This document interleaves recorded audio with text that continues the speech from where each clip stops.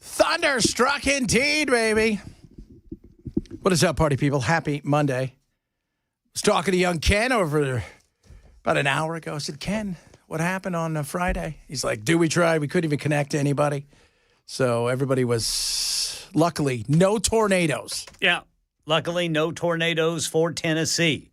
But, man, they sure did do a number on Missouri and Arkansas. Missouri and Kentucky. Kentucky was 19 dead. Just throttled. Yeah. He was trying to explain, imagine waking up, middle of the day, you're out doing your stuff, getting stuff. You know a storm's coming, but you don't know where and how bad it's going to be, like any of us. And then by the late afternoon, early evening, your life has completely changed. Yep. You may have lost a loved one. You may have died yourself. Your house is completely gone. You have nothing. Happy Friday. Yeah. That is the story of severe weather. Is one moment you're here, and the next moment someone is not. It is, man, it's a tough situation. It is, man. It is. And I'm telling you, Friday afternoon watching, I started watching these storms popping up in Missouri. And, they were angry looking on radar. St. Louis was hammered by a tornado. And then the tornado warning for west of Paducah, Kentucky. And then that thing, spotters reported it on the ground. And I don't know how long that thing was on the ground, but it really hit hard about 3.5 hour drive northeast of Nashville. And that's where the most damage in Kentucky was done. I think where the most deaths are. But, that was a tornado warning all the way across, at least over to that county, Laurel County, I believe, Kentucky. And so off and on, there's a tornado. Spotters are reporting this tornado on the ground. Then it's rotation spotted, then ground spotters. So it was a nasty day, man. And we dodged a bullet here in Tennessee. We certainly did, because that same system – it descended on Nashville, I want to say around 10 o'clock Friday night, but by then it was just some thunder, some gusty winds and some heavy rain. Yeah, I was, because I kept checking, going, all right, where, let's see what's happening, let's see what's happening. It went a lot, there was rain, there was stuff, but there wasn't anything, I kept checking with us here. But like you said, it got to the point where out of nowhere, the tornadic, stuff just slowly dissipated. Yeah. And it just became a nightmare. Now, tomorrow, 3 out of 5? 3 out of 5 risk for severe weather tomorrow here in Middle Tennessee. And that's going to start tomorrow afternoon into the evening. And all the things that are possible include large hail, tornadoes, and damaging winds. It is May in the South. It feels like it's going to be. I feel like tomorrow we're definitely going to be on call. Don't you? Yeah. I feel more so than a Friday, because Friday you and I were like, this isn't looking as bad as Friday was. Which means it's going to absolutely be horrific. Yeah, well, Friday, everyone along and north of I-40, they were in the level 4 out of 5 risk. Tomorrow, the highest level is 3 out of 5, and, that's for everybody here in Middle Tennessee. Todd just texted in and said he got delayed for 5 hours because of the storms. And as we all know, once the storms hit, that domino effect, boom, it's a nightmare. Yeah. It is a nightmare. But it was just seeing the devastation. We always joke about the nature will mess you up and all that stuff. Yeah. The devastation was just frightening. And it just shows you, because there was a lot of people out there with their cameras, obviously, and people rushed to get pictures and to get film. As they would say, film at 11. And that thing, there was some that were just a beast. And they would be off the ground, and they were on the ground, and they would go, and then they would come right back. And it was horrific. Yeah, there's some really cool coverage. I say cool, I mean remarkable. Yeah. Some really remarkable coverage from like construction crews there in Kentucky.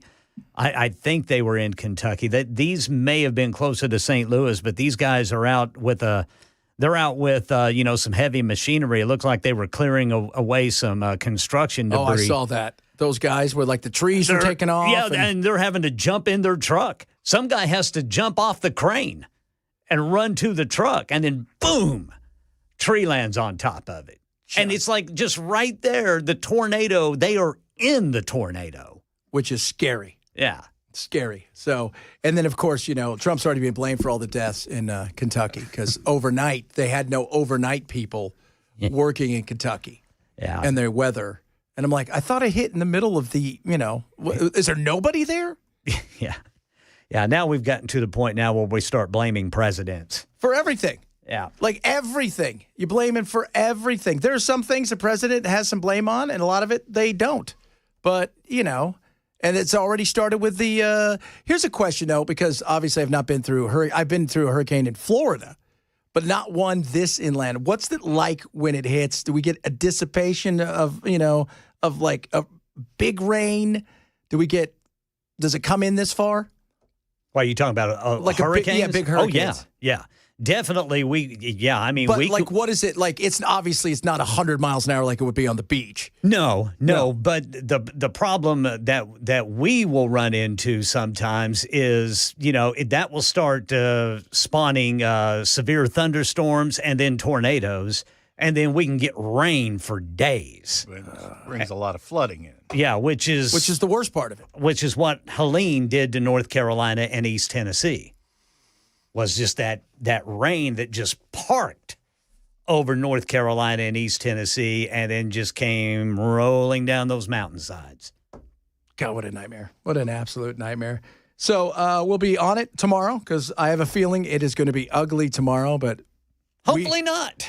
Hopefully not. I hope not either, man. Fingers crossed, man. But I tell you what, in my career, the nastiest tornadoes I've ever covered were in May. Really? Yes. Man. And that was in Oklahoma, which I think it's the same here. Really? You think it is? Oh, yeah. Yeah. I mean, weather is born over there in Texas, Oklahoma, and, Kansas. But then, like I said, it lines up and it just slowly marches here. But even though the weather's born there, Oklahoma gets hit harder, don't you think, than, well, obviously Nashville. Even though we would have a tornado or two, we're not going to get hit like the middle of, where you're out in the middle of farmland and it's just wide open spaces. Right, yeah. At least for, parts of Oklahoma and Texas, especially West Oklahoma and Texas, it's just wide open. But, you get those supercell tornadoes. Oh, God, it's ugly. Nature, man. I'm telling you, it will mess you up. It will indeed. It will indeed. Obviously, the big story is Biden. And look, I'm going to tell you guys, as a Christian, as a person who is a believer, I wish him nothing but the best. Sure. This isn't about him. This is about the fact that a lot of people hid this. And if first of all, think about this. If you're a Democrat, how pissed are you at the party that you're supposed to, knowing full well they lied over and over again? And they didn't give you the best of the best. Yeah, I was struck yesterday watching the news as this news broke. And then it wasn't long after that they said, it's already spread to his bones. Yeah. And I'm like, what? Yeah. And you saw all the doctors today all calling BS. They're like, yeah, it takes 7 to 10 years for that to happen. Wait, what? Not, the Morning Joe's like, okay. Are you saying this couldn't happen in the last? He goes, it didn't happen in the last 200 days. Okay. Right. This has happened a long time ago. So obviously there were issues there. But if I'm a Democrat, I'm sitting there and I'm thinking to myself, this guy shouldn't have run the first time probably. And the only reason he got voted in is because everybody hated Trump, and there was a concerted effort by a lot of folks to make sure that Trump was getting gone. Trump comes back, he wins again, but everybody knows the time he's running all the way through, he's a hot mess. Everybody at the media is covering it. And if you bring it up, you are a right-wing lunatic, Russian disinformation, all the BS that goes into this. And I sit there and I look at myself and I say to myself, if I'm a Democrat, which many of you are like, you're such a... Now, shut up. If I'm a Democrat, I'm pissed at my party. You guys lied. And everybody's like, well, they wanted to get Kamala in. No, they didn't. They didn't tell Kamala. No. She's the last person they were going to tell. You know when she found out? When we did. Yeah, whenever Biden said it right there in front of the cameras. Yeah. That's what I believe anyway. Oh, yeah. There's no way that she knew he had cancer or anything because they were never telling her. They were never going to tell her. And Chris was right about the Dr. Joe Biden and them. The amount of crap that they wanted that guy. You keep running, Joe. No. Well, who are you, heartless lady? That you don't want you know what it is? And it's funny. It was Mark Halperin had it on about 8 months ago on he does that two-way we had talked to Spicy Spicer about that it was her that was and the likes, people surrounding him, and yes, Hunter, who didn't want to give up the stuff. They didn't want to give up the power. They didn't want to give up all the accoutrements that came with being the most powerful person on earth and being able to travel, being able to do all the things that they were doing. She wanted no part of giving that up. Because I think without her, he probably steps down. Go live your life, dude. Right? You don't need to run. Go live your life. There's no reason for you to be running on any of these things. And you're sick? Oh, goodness me. But, man, if I was a Democrat, how pissed would you be? And no amount of apologies, I don't believe you. So you can sit here and say all the crap you want about if you're the media and the Republicans, this or this, that.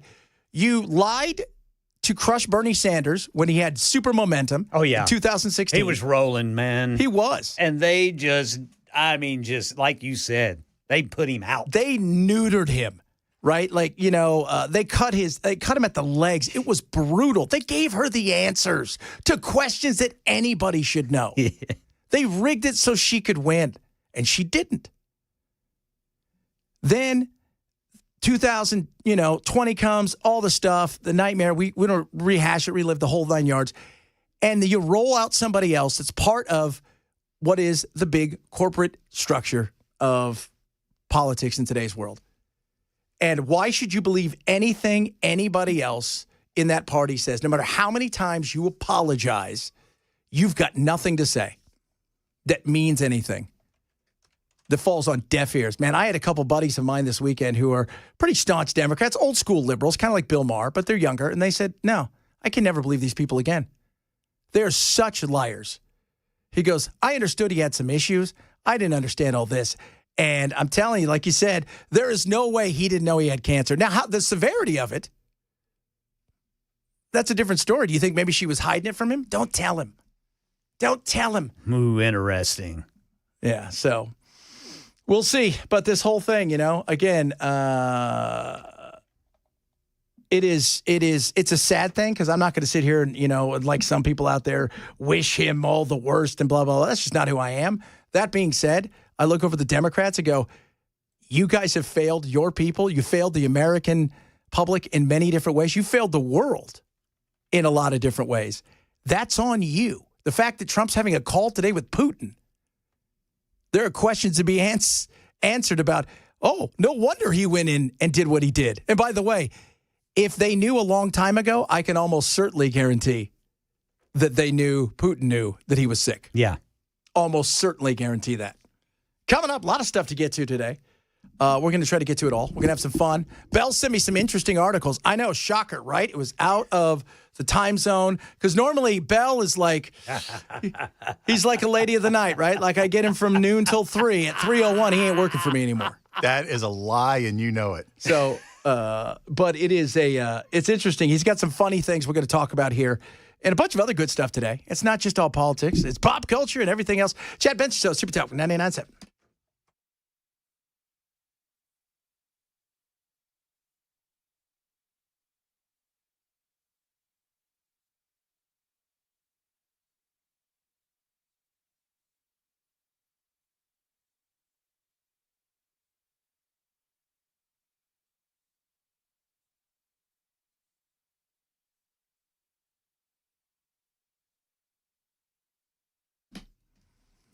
Rough Greens, would you go now?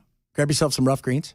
So if you got a new dog, you guys hear me talk about the 90-day plan. I want you to try rough greens for your new one. You got a pup, you got a dog that's only a year or two old. This stuff is great for them. It's going to keep them healthy.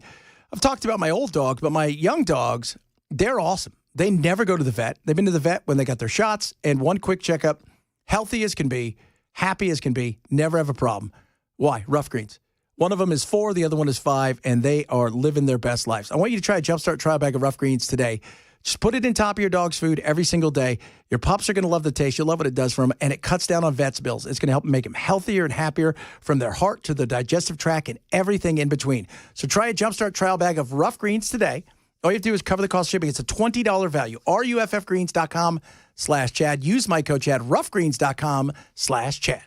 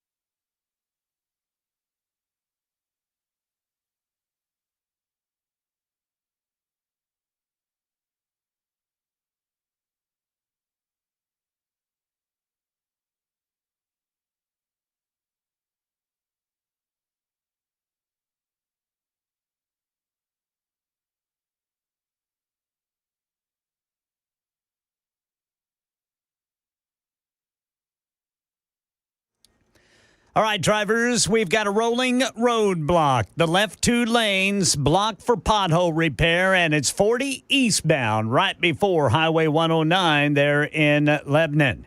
And we see reports that the Trump-Putin call has ended.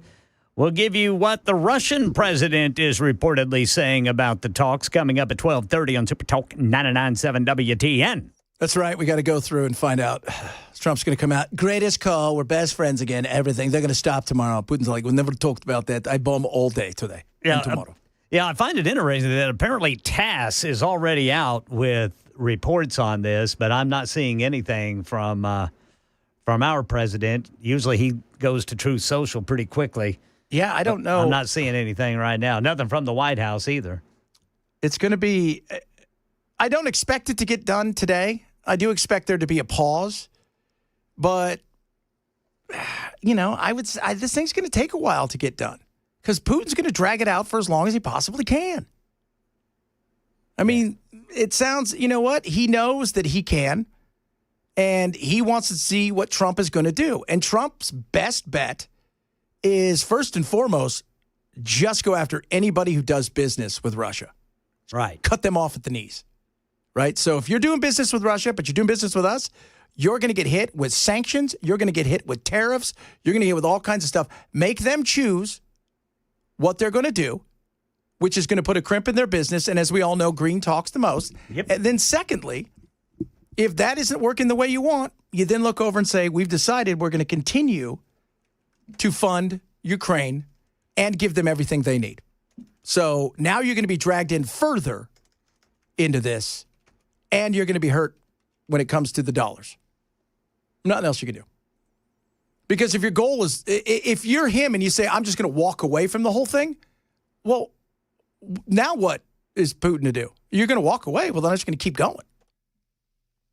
So you've got to force him to make a decision on, okay, I don't want my dollars to be hurt, and Trump is serious about this, so, okay, let's see what we can get. But I have no idea. I want to see what I'm surprised, like you said, he has not put something out. Yeah. Because normally by now he has flooded everybody. It was the greatest call. It was all the things. And when you know that you got the likes of CNN covering not that, but the Combs assault case. Well, I'm looking at I'm looking at the telegraph agency of the Soviet Union, TASS, its website, and at the very top of the page is Putin on the phone. Now, I don't know if he's actually on the phone with Trump at the time, but yeah, that's all they're showing. And then apparently Al Jazeera says that TASS put out a statement saying that this phone call lasted more than 2 hours. Which is pretty good. I mean, that's a pretty damn good statement. That's pretty good long. That's a long phone call. So yeah. You're trying to get some stuff done. Yeah. Right? Like, and that's a big deal. You're trying to get stuff done, and it's not going to be an overnight thing. And the first thing you got to do is, how do we get to a 30-day break where we can actually negotiate for real? And that's the first step into what is going to be this big deal. And I think at some point in time, you got to get them in the same city, don't you? I think you do. You got to. You got to get everybody in the same city.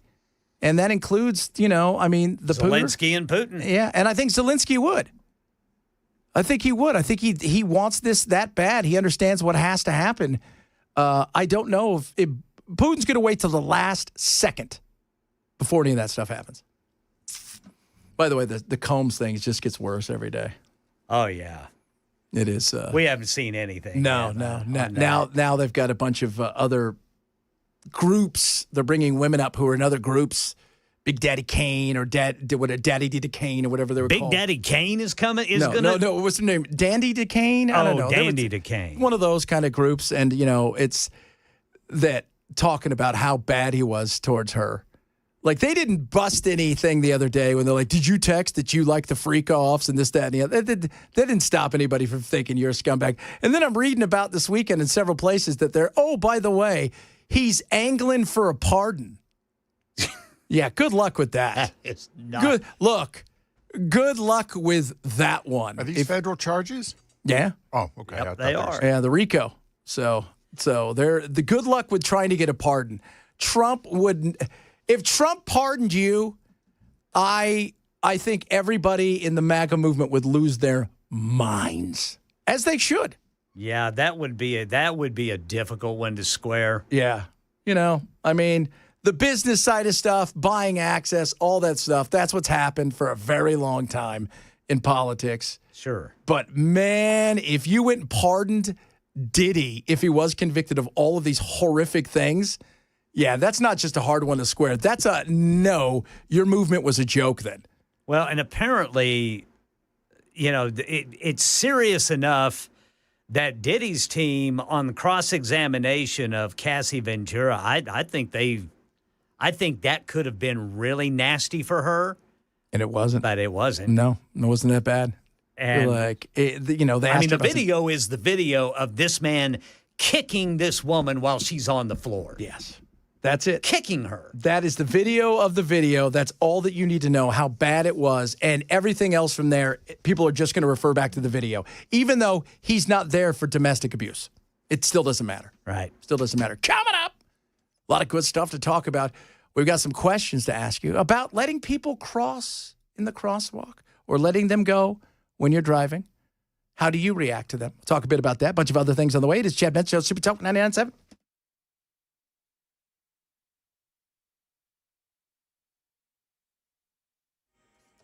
12:30 on the dot. I'm Ken Weaver with your top stories, and we are under the gun for the risk of severe weather. We've got a level 2 out of 5 today, and then a level 3 out of 5 that we're going to have to deal with tomorrow. Got the full forecast in 5 minutes. We see reports that the Trump-Putin call is over. Russian state media, according to Al Jazeera, says that this phone call lasted over 2 hours, with Putin describing the talks as, quote, substantive, candid, and very useful. Putin also expressing gratitude to Trump for the U.S. role in resuming direct negotiations between Russia and Ukraine, according to TASS. Right now in Middle Tennessee, all Cheatham County School District schools closed for the rest of the day due to a threat. The district posting to its Facebook page that it decided to send kids home out of an abundance of caution, and that it is working with Tennessee Office of Homeland Security and local law enforcement officials on the validity of the threat, although it did not say what that threat is. Here in Nashville, police want you to keep an eye out for a white Mitsubishi Mirage with front-end damage on the passenger side, whose driver kept on going after someone was struck in the crosswalk in the 1500 block of Church Street. That someone, 21-year-old Zachary Karash. He was in the crosswalk when the vehicle sped through, didn't even slow down after striking him. Karash has serious but non-life-threatening injuries. And the Supreme Court is allowing the Trump administration to strip the temporary protected status that was granted hundreds of thousands of Venezuelans in the last administration. The High Court's move sets aside for now a California-based district court judge's order that prevented the administration from stripping the legal protections that the Biden administration granted to nearly 350,000 Venezuelans who fled their country. That status expired for some of the migrants last month, and for others it will end in September. This case will proceed through the lower courts, but for now the administration has been given the green light to wind down the protection, making its beneficiaries subject to removal. As Stephen Portnoy reporting, and the latest news. Weather's next. I'm Ken Weaver, WTN News.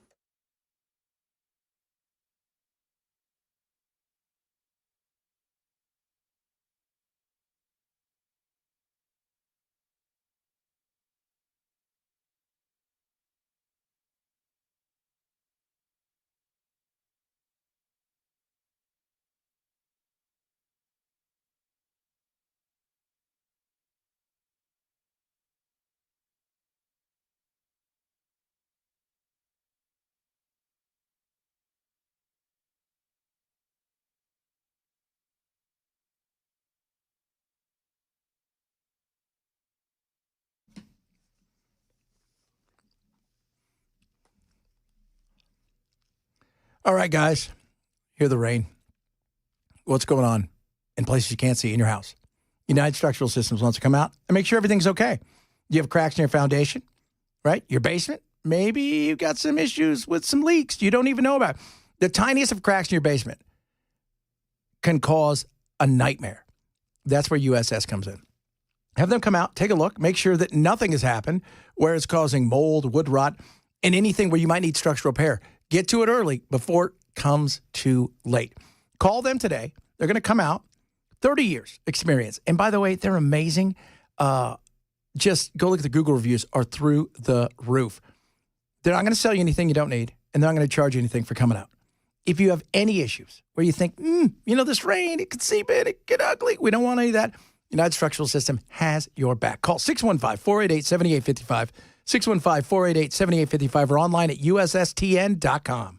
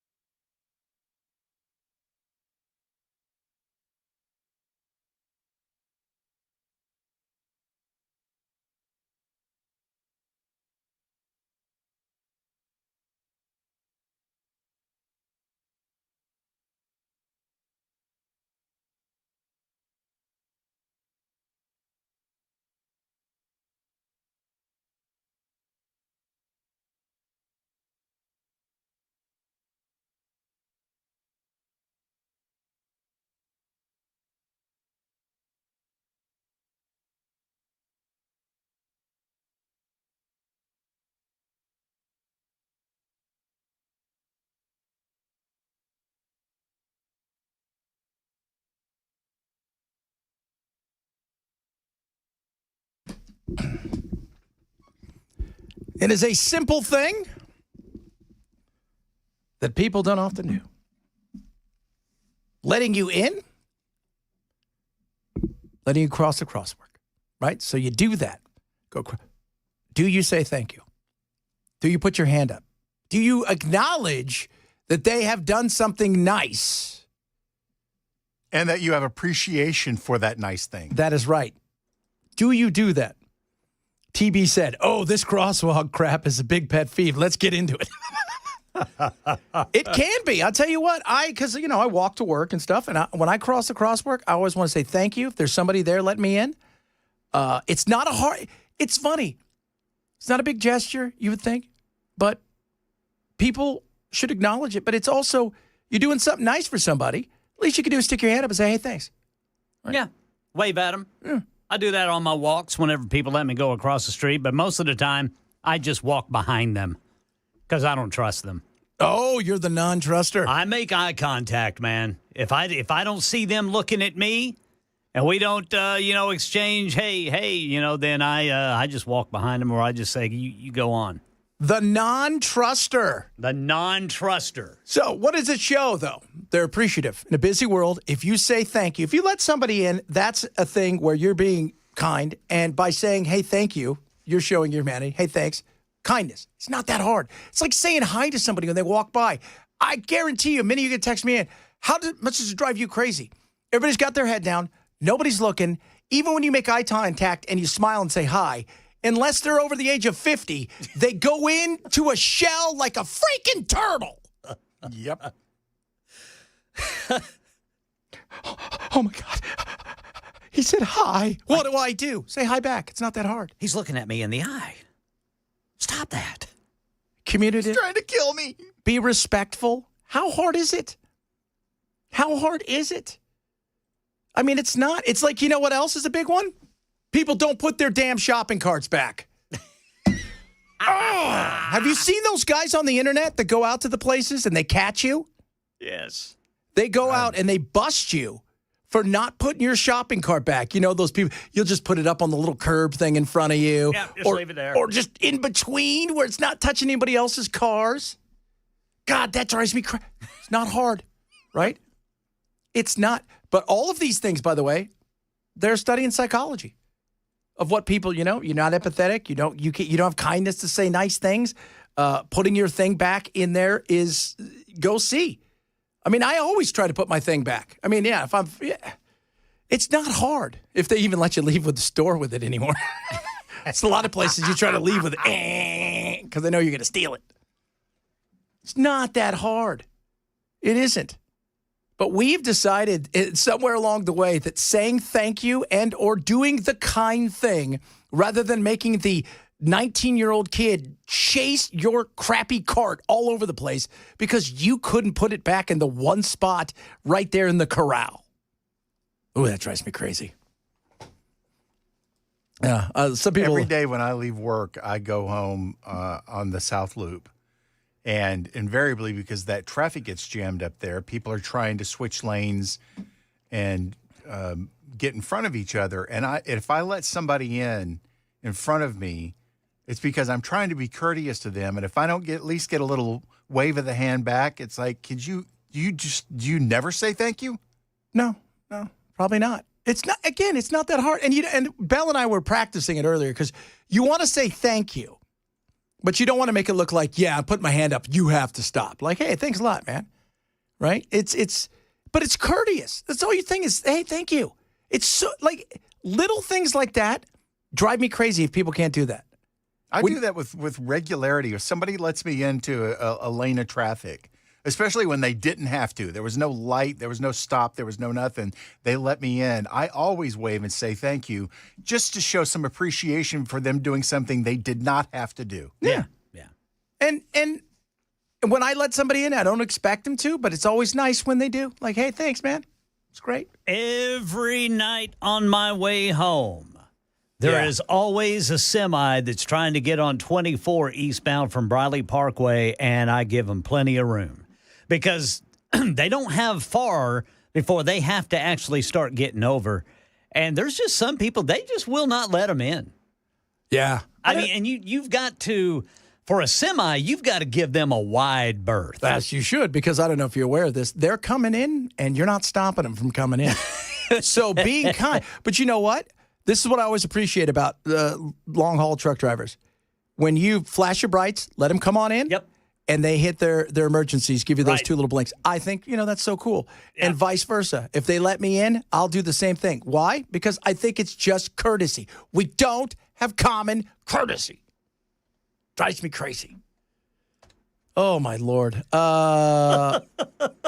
People keep asking me, do I pick up a cart from the store when I arrive? Sometimes, right? Because my wife will go through.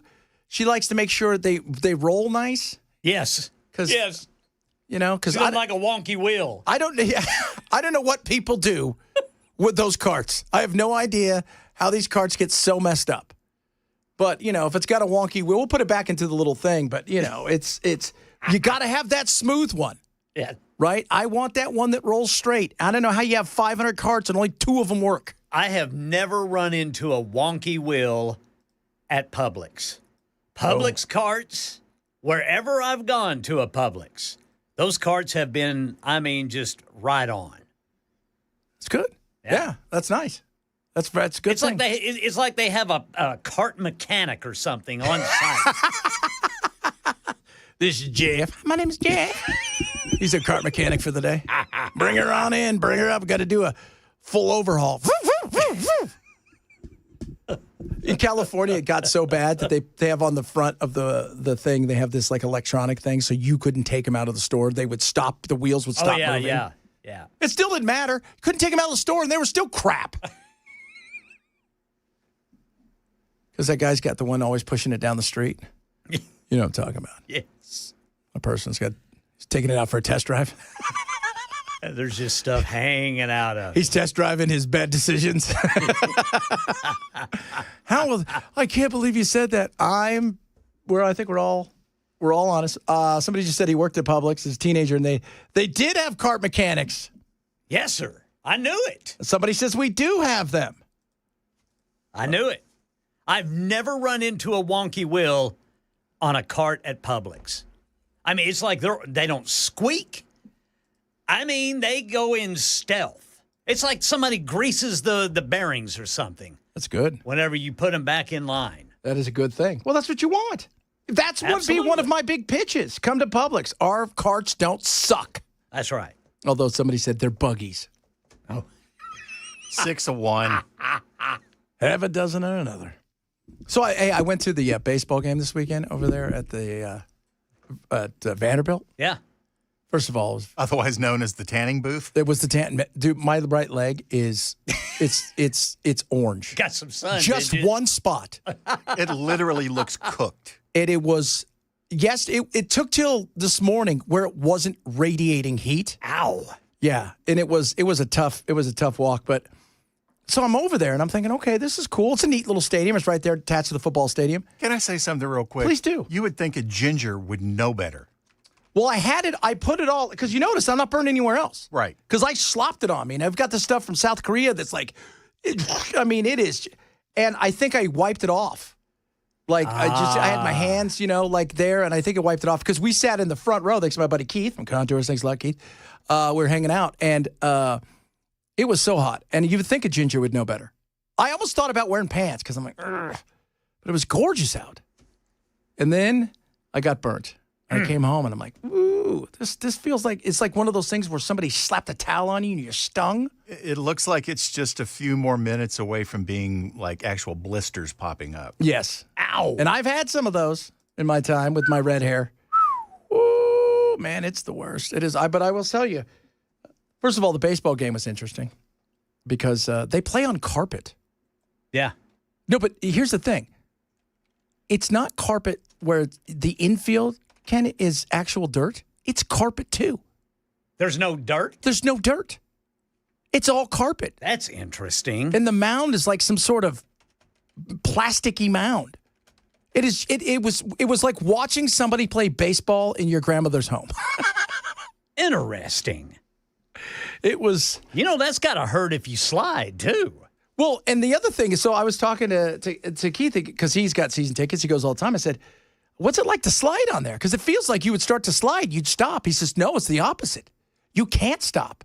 So the first couple months that the teams all would come and play there, they would slide into second or home, and they would just keep on sliding. You'd tag them out in the outfield. Oh, that's weird. My leg has orange man syndrome. Very much so. Man, it hurt, though. I'll tell you what. And I did not feel good yesterday. A little bit of the poison going on. I just want to thank our buddies from Busy Bee. Did you have a taco, Ken? I did. By golly, they're delicious. Yes, Velvet Taco. They went to Velvet Taco, grabbed us some tacos, come by to say hi. I tell you what. Oh, that was so appreciate it, boys. So good. I would tell you what. We needed that on this Monday.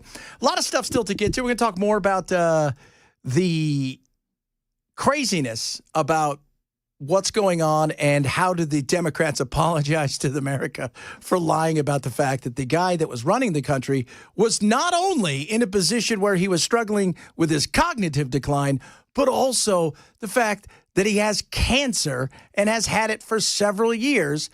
And that is just mind-boggling.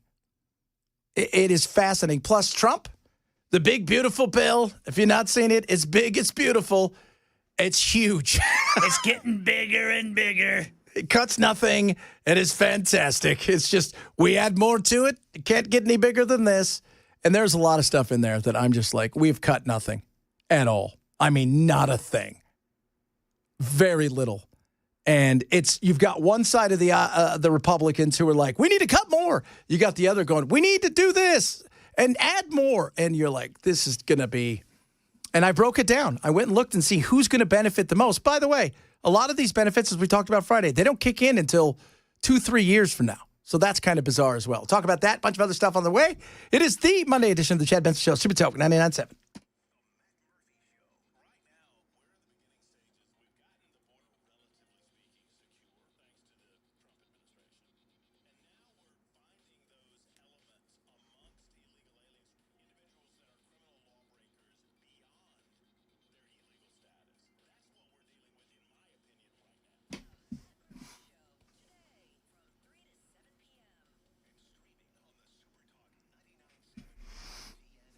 Birch Gold. Right now, there's gold, and then there Hills Gold for you.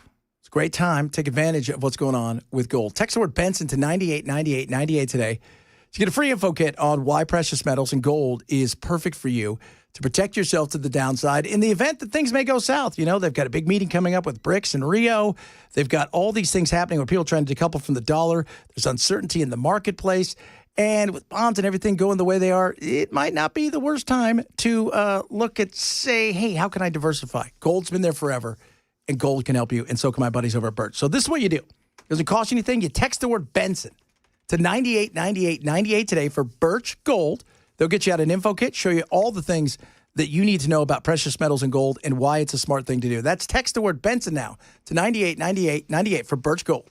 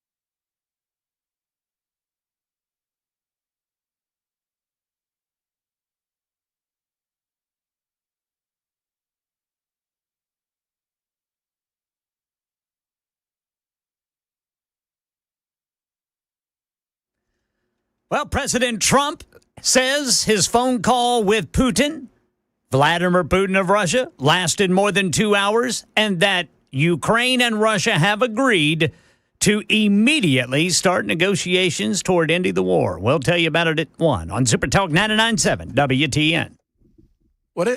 Wait, what? What does that even mean? We've talked about talking more to stop this thing. We're going to have direct talks about starting direct talks. What do you think they were talking about for 2 hours? Who knows? Just out of curiosity. Because, by the way, Putin speaks English, for those who don't know. He doesn't, he's like, oh, he needs to No, he doesn't. He likes it because he can mess with you. So, pretty interesting there, though. Hey, did you see that guy blow himself up in Palm Springs this weekend? I didn't see it, but I saw it.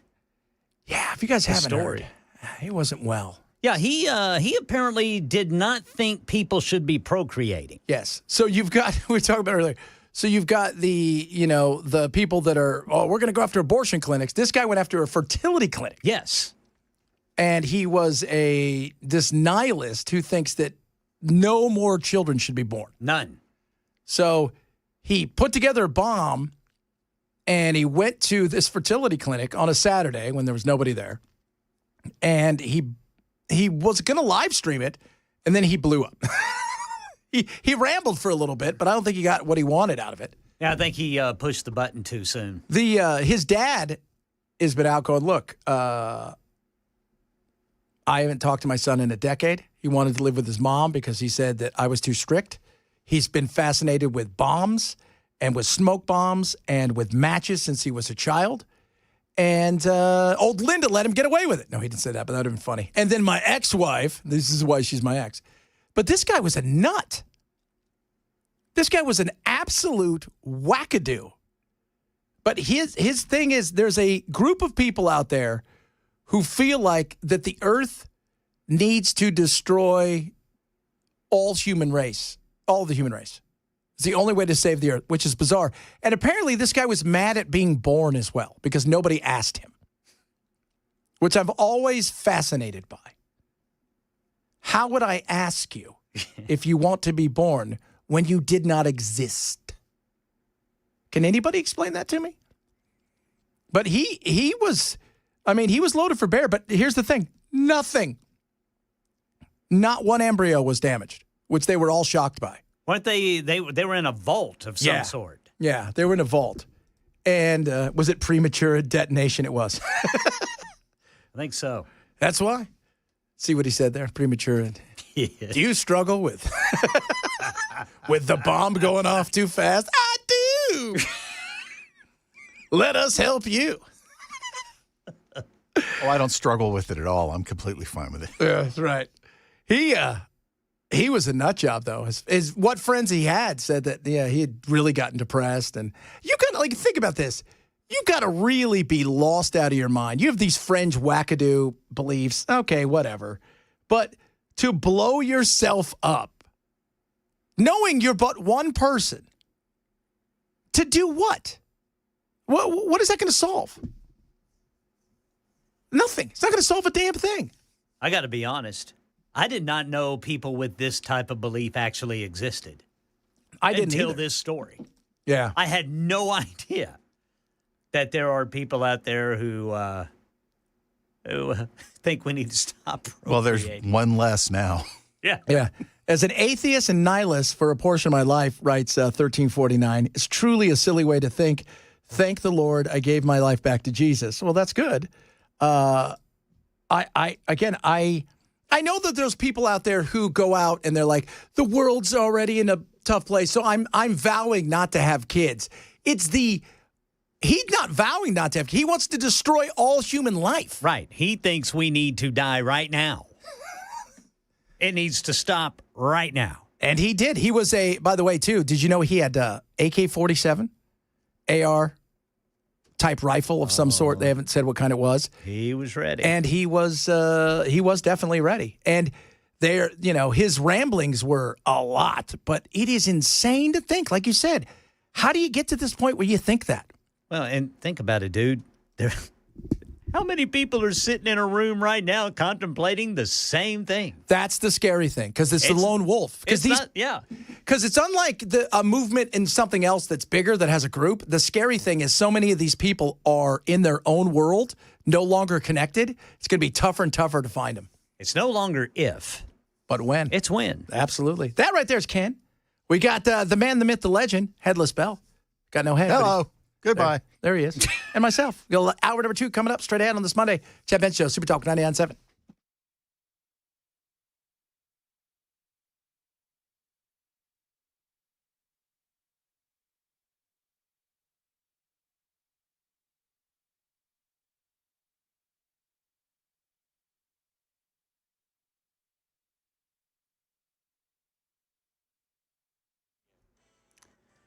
It's 1 o'clock on the dot. I'm Ken Weaver with your top stories. We've got the full forecast coming up in 5 minutes. President Trump and Vladimir Putin's phone call about ending the war on Ukraine is over. President Trump says on Truth Social it lasted about 2 hours and went very well. He says that Russia and Ukraine will immediately start negotiations toward a ceasefire and, more importantly, an end to the war. Trump says the call with Putin again lasted for 2 hours. Putin reportedly said it was a very informative and very open discussion and that he appreciates the U.S. getting the two sides in direct talks. Right now in Middle Tennessee, all Cheatham County schools closed down for the day due to a threat. Officials say they're working with the Tennessee Office of Homeland Security and local law enforcement to determine the validity of this threat. Here in Nashville, police want you to keep an eye out for a white Mitsubishi Mirage with front-end damage on the passenger side whose driver ran over someone and sped away over the weekend. Happened last night around 6 o'clock in the 1500 block of Church Street. 21-year-old Zachary Karach was in the crosswalk when the vehicle sped through, didn't even slow down, striking him. Karach has serious but non-life-threatening injuries. The Supreme Court allowing the Trump administration to strip the temporary protected status that was granted hundreds of thousands of Venezuelans under the Biden administration. Here's Stephen Portnoy. The High Court's move sets aside for now a California-based district court judge's order that prevented the administration from stripping the legal protections that the Biden administration granted to nearly 350,000 Venezuelans who fled their country. That status expired for some of the migrants last month, and for others it will end in September. This case will proceed through the lower courts, but for now the administration has been given the green light to wind down the protection, making its beneficiaries subject to removal. At least 28 people are dead after a widespread outbreak of severe weather on Friday, 19 of those in Kentucky, and specifically Laurel County. That's about 3 hours northeast of Nashville. The National Weather Service says there was an outbreak of an EF3 tornado there. Cleanup is underway now. This woman telling ABC News she and her husband somehow survived their home being destroyed. All of this is stuff and it looks really, really bad. But we are not like a lot of our neighbors and loved ones here that are in hospitals and their families are at the funeral homes and stuff. My heart just breaks for them. Kentucky Governor Andy Beshear declaring a state of emergency. And new questions after former President Joe Biden was diagnosed with an aggressive form of prostate cancer that is spread to his bones. Dr. Manny Sethi at Vanderbilt Medical Center speaking with WTN's Dan Mandis this morning. Something definitely doesn't add up. I don't understand. You don't just wake up and get diagnosed with such an aggressive form of prostate cancer. I think that's very rare, especially the former president of the United States. Saying it's likely that Biden would have been given a prostate test during his yearly exam with the White House doctor. Biden's spokesperson says they learned about his cancer after doctors found a nodule on his prostate last week. That's the latest news. Weather's next. I'm Ken Weaver, WTN News.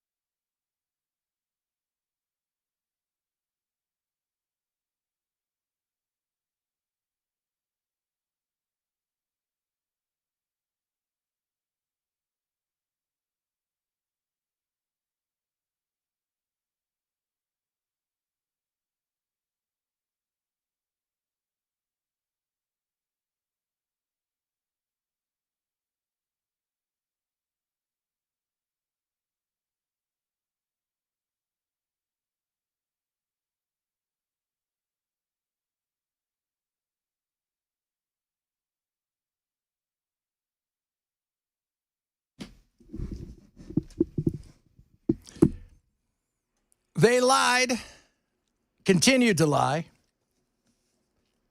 The media, you were complicit in this. To this day, I still find it fascinating that nobody in the media was curious enough to find out about Biden's cognitive decline, even though the rest of the world could see it, let alone the fact that he has cancer and has had it for a while. Do they not normally, like when they have the annual, when the president has their annual checkup, do they not normally release the results? They did. And there was nothing in there about that at all. They didn't release the PSA results for prostate. They released all the other stuff, but that they didn't release. And why would you do that? Especially for a man his age. Yeah, exactly. By the way, prostate cancer is slow. It's not one of these ones where, it's like if you pancreatic cancer. You and I talk about this all the time. Yeah. That's fast. Steve Jobs couldn't stop it. We used to watch this guy named Brian Barczyk, this great reptile guy. He was fit. He was all the things. He got sick, and within 9 months gone. Yeah, it was about 9 months. It's like you have no prostate. I mean, prostate is so slow that they tend to catch it early, which is why it's so easy to cure.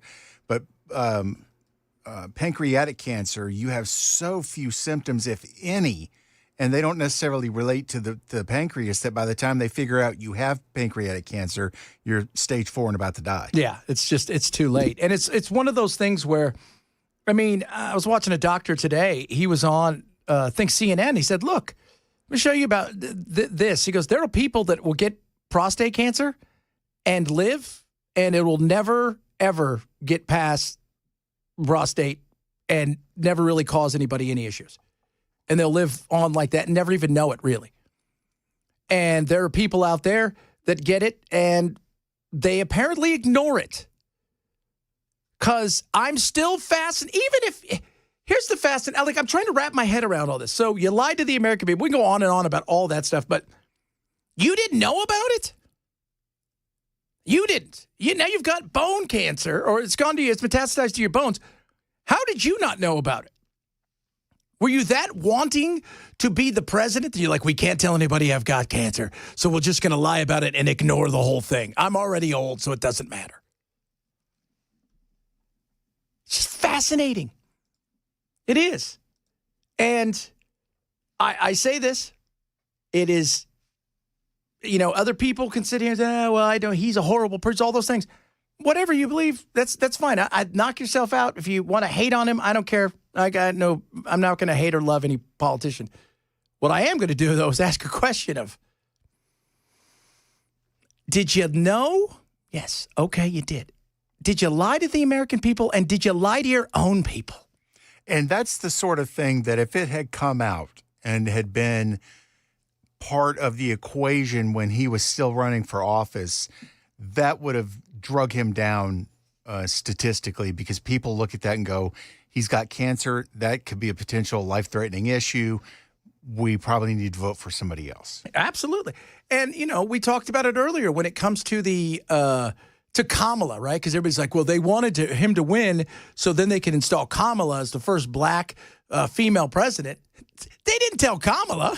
They were never going to tell Kamala. She found out on Saturday with the rest of us, or Sunday. They were never telling her a thing. Well, and as part of this Robert Hur investigation, the special counsel, he had to ask somebody if he was still the vice president. Yeah. Did you listen to any of that? Remember. I haven't heard any of it, but I saw a report where he couldn't remember if in 2013 he was still the vice president. It is a tough listen. There's no doubt about it. And we'll play some of it. I'm hoping it works here. Great. But it is a tough listen. He doesn't know up from down, sideways, any of that stuff. And you listen to him, and remember they destroyed her. Robert Hur comes out, they're like, this guy's horrible. He's the worst person ever. This guy's bad. It's all right-wing propaganda, et cetera, because he said, look, he's a nice old man with a memory issue. Nobody's going to convict him of anything. It's stupid for us to even try. Mm-hmm. And then they went after him as if he's the evil devil. Here's some of it. Remember, in this time frame, my son is either been deployed or is dying.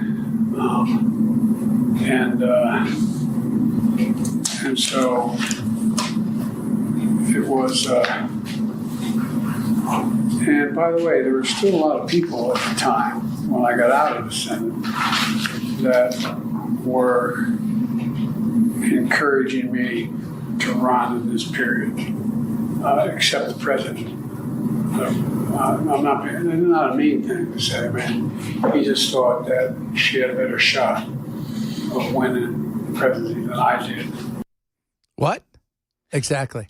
He has no idea. He's rambling, and it gets worse. Trump gets elected in November of 2016. All right. So, why did I have 2017 here? That's when you left office, January of 2017. Okay. But that's when Trump gets sworn in. Right. January. Correct. Okay. Yeah. And in 2017, Bo had passed, and anyway. Oh, my God. Wow. That is, first of all, it's heartbreaking to listen to a man who is completely out of his gourd. Let alone the fact that he's the most powerful human being on the planet. Yeah. Yeah. It's scary. He can't remember when his son passed. No. He can't remember when his son passed. He can't remember what day it is, when he was vice president of the United States. He can't remember any of, I don't know, the most important things of your life. That's scary. That is. The American people should have known about that. We should have been told about Absolutely. Abso-freaking-lutely. This reminds me of when, towards the end of and after Reagan's terms, he was constantly being questioned about things and saying, I can't remember, and everybody thought he was making excuses to try to avoid the questions. And then later on, you find out that was the early stages of the dementia that he had. Yeah, because the last 16 months of Reagan, they really protected him, but nothing like this. I mean, nothing. I mean, this is, this is insane. Because not only does he have, obviously, cognitive decline, and if he was getting any treatment whatsoever, that doesn't help. But he also has cancer. So you throw that in and you ask, who's running stuff day to day? And where was the media? Where were you, media? Where were you? Right? You're coming out with books now. You and Jake Tapper's out there. We did this. You didn't do anything. It's an embarrassment. I want to see Joe Scarborough's book. Oh, God, that Scarborough. You guys are going to rue the day. What's the subtitle? Best president ever? Best president ever. This is the best he's ever been. He's never been better, guys. Man, he's never going to live that day. No. And they're all running around, right? Remember, Rance Priebus is talking about the fact that anybody brought anything up about Biden whatsoever, it was, you guys are the worst. First of all, people were put to shame, me and others out there that talked about Joe Biden's mental acuity. We were told he was sharp as a tack, he had a photographic memory, he was intense and brilliant. And what's amazing is the sources of this book were the same sources that told us that we ought to be ashamed of ourselves. It's a stutter. Stop talking about him. The fact is they were managing his decline in a nursing home in the White House. Rance Priebus. Well, and then, when Dr. Jill Biden on The View described evenings at home with Joe, she's reading her book in bed, and he's reading his daily briefings. Who buys that? Nobody reading his daily briefings. Right? He's eating some tapioca, wandering around, wondering when he gets home. That nobody bought any of that. She's reading the daily briefings. That's the scary part. Yeah. Just like with old Dianne Feinstein, right? When they take her down and they vote for her, she starts giving a speech. They're like, no, just vote. I've been here for 3 months. No, you haven't. Oh, yes, I have. Oh. Just vote yes. Just vote yes. That's all you got to do. It is scary because these people are running the world. The emperor has no clothes. Absolutely. Not a stutter. Yeah, there was not a stutter. Nobody's making fun of him for being, what was that guy's name? Jerry, the singer? Jerry that had the stutter. But when he sang. Jerry Reed. Jerry Reed. He didn't have the stutter when he sang. Right. That's a stutter. This was not a stutter. This was a disaster. This was a lie to the American people. It was a lie to their own party. And do I think that everybody was complicit? No. Because I think some people came out, and what happened to them? They got destroyed for it. Mel Tillis. Mel Tillis. Yeah, Mel Tillis, not Jerry Reed. Yeah, Mel Tillis. But they got destroyed for it, right? The guy who ran against him and tried to primary him, they destroyed him. They absolutely crushed his soul. Why? Because he knew the truth. And they closed in on it. And you know what's scary? The media is complicit in all of this, but the reality of, we were talking earlier about the whole thing with Putin. There's no doubt Putin had to know something. Putin knows everything, just like we do. When we say we think Xi may not be doing well, there's a reason for that. Because we understand, we all are spying on each other. Oh, yes. Even our good buddies are spying. Oh, Israel spies on us more than anybody. How dare I say that? How dare I? Yes, it's true. Yes. Mel Tillis. Yes, we get it. Mel Tillis. We appreciate that. Not Jerry. I don't know why I thought that. Oh, somebody said probably changing his daily briefs. Jerry and Mel did look a lot alike. They did look a lot alike. So, but I tell you what, you think about, should anything have gone down? He was not capable of anything. Right? At his best, between 7 in the morning and maybe noon, or 9 and noon. What if it happened at 11:30 at night or 1 in the morning? What happens then? Yeah. Because they're not going to her. There was no chance they were going to her. Somebody said earlier, there's no way she didn't know. Oh, she knew. She didn't know. They were never telling her. Ever. Because that's not what you do. You circle the wagons. But you lied to your own people. And the Democrats, I don't care how much you came out and you apologize over and over again. I don't care how much you come out and you say, we shouldn't have done this. Here's what Van Jones said about it in the apology. Van, the big question is what now? What do you think Democrats need to say? What is the right thing for Democrats to say? I think before you get out there trying to say stuff and persuade other people, you've got to look inside. I do not see that happening. Before we get out here and start trying to tell people why they should like us, we need to look in the mirror, reorganize ourselves, get bad people and bad ideas out of the way, and then we'll be able to come forward in the midterms. But right now, we need to apologize to the American people that we were a part of something that wasn't on the up and up. Not on the up and up. like this is the only time. Yeah. But it just got worse. Hey, you got to apologize. Hey, we weren't on the up and up. Yeah, you guys were on. You weren't on anywhere near the up and up. Hell, you weren't even on the half up and up with your own group. That's the funny thing. Oh, my Lord. Coming up, a lot of stuff still to get to. I guess he has truthed out something. We'll take a look at what the president truthed out about. It's a long one. The phone call. It's a fantastic. I truthed it. It's truth-tacular. I'll talk a little bit about that. A lot of other stuff to get to as well. Reach out to us across all of our social media. We've got Twitter, or excuse me, X. We've got Rumble. Now we've got Twitch. We've got Facebook. We've got YouTube. And soon we'll have something else. I don't even know what else is out there anymore. So we are on Rumble now? No, I was kidding. We're never going to be on Rumble. Rumble. You would think of all the places, we'd be on Rumble more than Twitch. You would think. I'm going to have to get me a Rumble account, I guess. Go grab yourself a Rumble account. We're not on there yet, but we will be one day. It is Chad Benson Show, Super Talk 99.7.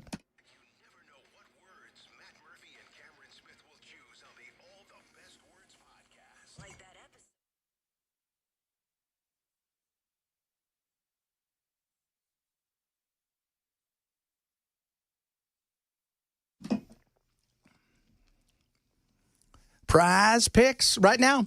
You can win up to 2,000 times your money and a chance every time you play a lineup to get into a running to get a VIP trip for 2 to the basketball championship. So what is prize pick? It's more, it's less. It's that simple. Do you think this baseball player is going to have more than 1.5 hits this game or more than 5 strikeouts? Do you think this basketball player is going to score more than 22.5 points this game or hit more than 3.5 3-pointers? It is that simple. You can go cross sports. You can do it all. When you play your first $5 lineup after you use my code Chad, you get $50 bonus immediately into your account. It is that simple. It's fun to play. They got tons of great promos going on each and every week. And again, you can win up to 2,000 times your money. So download the app today. Use my code Chad. When you do, play that first $5 lineup. Remember, more or less, above, below, it's that simple. You get yourself $50 bonus, win or lose, that first time out. Prize Picks. Use code Chad. Prize Picks. Run your game. Must be 21, present Tennessee. Gambling problem, call 1-800-426-2537.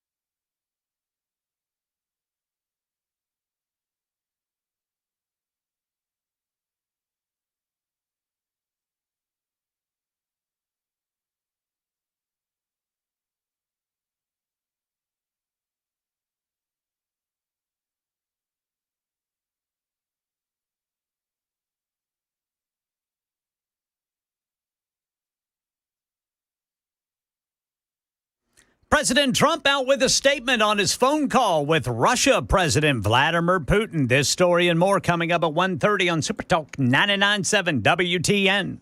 So here's his truth. Just completed my 2-hour call with President Vladimir Putin of Russia.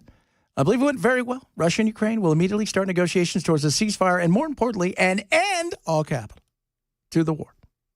The conditions for that will be negotiated between the two parties, as it can only be because they know the details of the negotiation that nobody else would be aware of. The tone and the spirit of the conversation were excellent. How was the tone? It's good.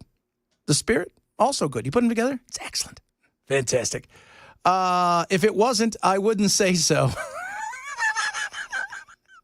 I love it. If it wasn't great, I wouldn't tell you it was great. Yes, you would.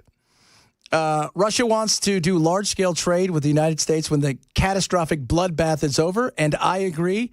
There's a tremendous opportunity for Russia to create a massive amounts of job and wealth, and its potential is unlimited. Likewise, Ukraine can also be a great beneficiary of trade. The process of rebuilding its country, American companies doing it. Negotiation between Russia and Ukraine will begin immediately, if informed Vladimir Zelensky of Ukraine's and was it Ursula von der Leyen, president of the European Commission? Yep. That guy? Oh, President Macron. President Alexander Stubb of Finland. So Prime Minister Giorgi Meloni. Oh, yeah. Of Italy. Hey, baby. And so they're going to start. The Vatican might be represented as well. The Pope said he would be very interested in hosting negotiations. There you go, kids. God willing, this happens. That would be great. I would love to see this thing come to an end. There's no more at this point in time for us to be having this thing. And yes, if you're Ukraine, you're going to have to give up some of that land, and it sucks. But this has always been a situation where once he got in there, you have to show something to your people. And land for peace, great. And the negotiation of you guys aren't going to be involved in NATO. It's that simple.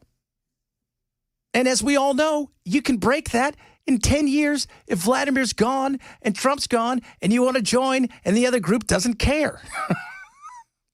Have we not seen this before? That's what it's going to take, though.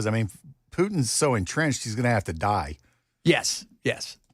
Absolutely. So is she. Yeah, Yeah, that's true. She's going to have to go. Because he actually had their constitution changed to allow him to serve for a lifetime. Yep. That's crazy. Trump's like, how'd you do that? And now that I think about it, Putin did the exact same thing, which was well, Putin does all these weird things where he creates a new thing that he runs that just happens to be like the exalted one, or the president is below the prime minister, but now he's prime minister, which is above him. Yeah. Then he could be like the dog catcher happens to be the leader of the party. Like that's what he creates all kinds of new goodies. And yeah, but they all change him. That's just it. If they have that kind of power, and they do. Because their constitution isn't worth the paper it's written on, if they even have a constitution. And that's a big if. Because let's remember, the communist constitution is whatever the communists want. Yeah. They go through the charade of changing it, but yeah. Xi's going to get whatever he wants. Absolutely. How long has she been in power there? What are we going on? 10 years? Yeah, 10 years, a little bit more than that, I would assume. He's been in power, or has it been a little bit longer? Maybe 12? 12 years and 2 months. There you go. Yeah, I knew it was somewhere around there. Yeah. So, because he got 5 years, and then he jumped in and got the next 2. Yeah. So, I don't even know who is second in charge at this point in time. And he is definitely, though, that guy's running everything with. And it's the one thing about having being an authoritarian. Hasn't he had a few different second in charges because they keep disappearing? Yes. They go on vacation forever. That has happened. Yeah, or they go to jail because he is a Maoist through and through. There's not many of them left. And when I mean Maoist, his parents went to jail, and he's like, this is good. Yeah, this is a good deal. Like, there's not a lot of people out there where if your parents were thrown in jail by a regime, you'd be like, hey, they were doing good. Yeah. So this guy is through. He's like, they deserved it. I ratted him out. By the way, did you guys see the Mexican boat crash into the... Dude, I was wondering when you were going to bring that up. We got to talk about that straight ahead. If you guys haven't seen video, but I saw the Mexican Navy had a bit of an issue. I didn't think it was real whenever I first saw it. I didn't either. I just thought, okay, all right. So. We'll talk a little bit about that. A bunch of other stuff to get to as well. Reach out to us across all our social media. If you missed any of the show, shame on you. Grab the podcast. Chad Benson Show, Super Talk 99.7.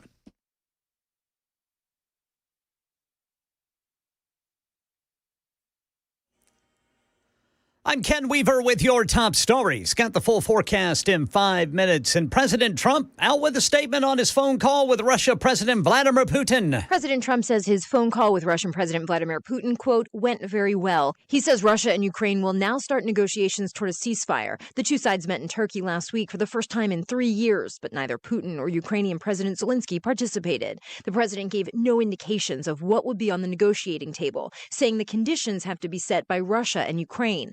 President Trump says the Vatican indicated it would be interested in hosting the negotiations, represented by the Pope. He says he spoke to Zelensky and the leaders of France, Italy, Germany, and the EU following the call. Karen Travers, ABC News, the White House. Well, former President Joe Biden's cancer diagnosis said to have been discovered just last week when doctors found a nodule on his prostate. Vanderbilt's Dr. Manny Sethi says men over 50 should be screened for prostate cancer on a regular basis. If we learn anything from Joe Biden's this tragic news for him and his family, I would say it's that, just talk to your doctor about getting a prostate workup. President Trump, in a statement, said he and Melania extend their warmest and best wishes to Jill and the family and wish Joe a fast and successful recovery. Right now in Middle Tennessee, Cheatham County schools closed for the rest of the day. They sent students home due to a threat. District says on its Facebook page that decision was made out of an abundance of caution and that they're working with the Tennessee Office of Homeland Security and local law enforcement to determine the validity of the threat and will provide more details as they become available. No word on exactly what that threat was. Our hearts go out to the family and to all those who have been affected by this tragedy. That's Fremont, Ohio Mayor Danny Sanchez, who says 2 women are dead, a 14-month-old girl hospitalized, a 5-year-old missing after a train hit pedestrians on a bridge last night. Boats from many different law enforcement agencies and first responding agencies are currently conducting the search in the Sandusky River. Mayor says it's believed the family was there for a fishing trip. He doesn't know if they were fishing at the time, but he says there are clearly marked no trespassing signs there. That's the latest news. Weather's next. I'm Ken Weaver, WTN News.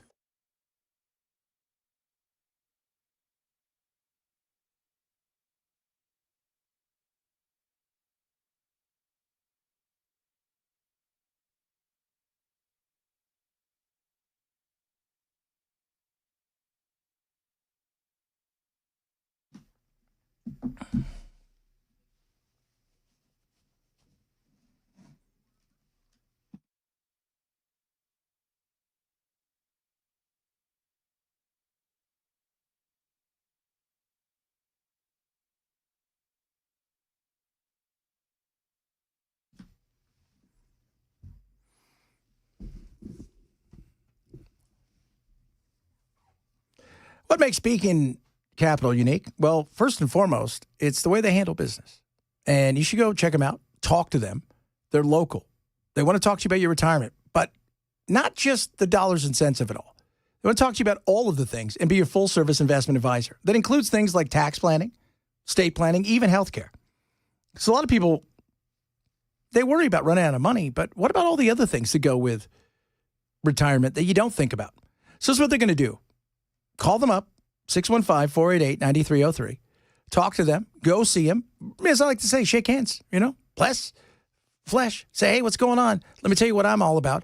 And they're going to get you out, first and foremost, a Money Enough for Life book, retirement planning checklist, and a Maximizing Your Retirement Income white paper. No cost, no obligation to you. And then you relax and say, all right, what can you guys do for me? Go see Beacon. If you have any worries about your retirement, whether you're in retirement or you're heading there, 615-488-9303, 615-488-9303, or online at AskBeaconNow.com.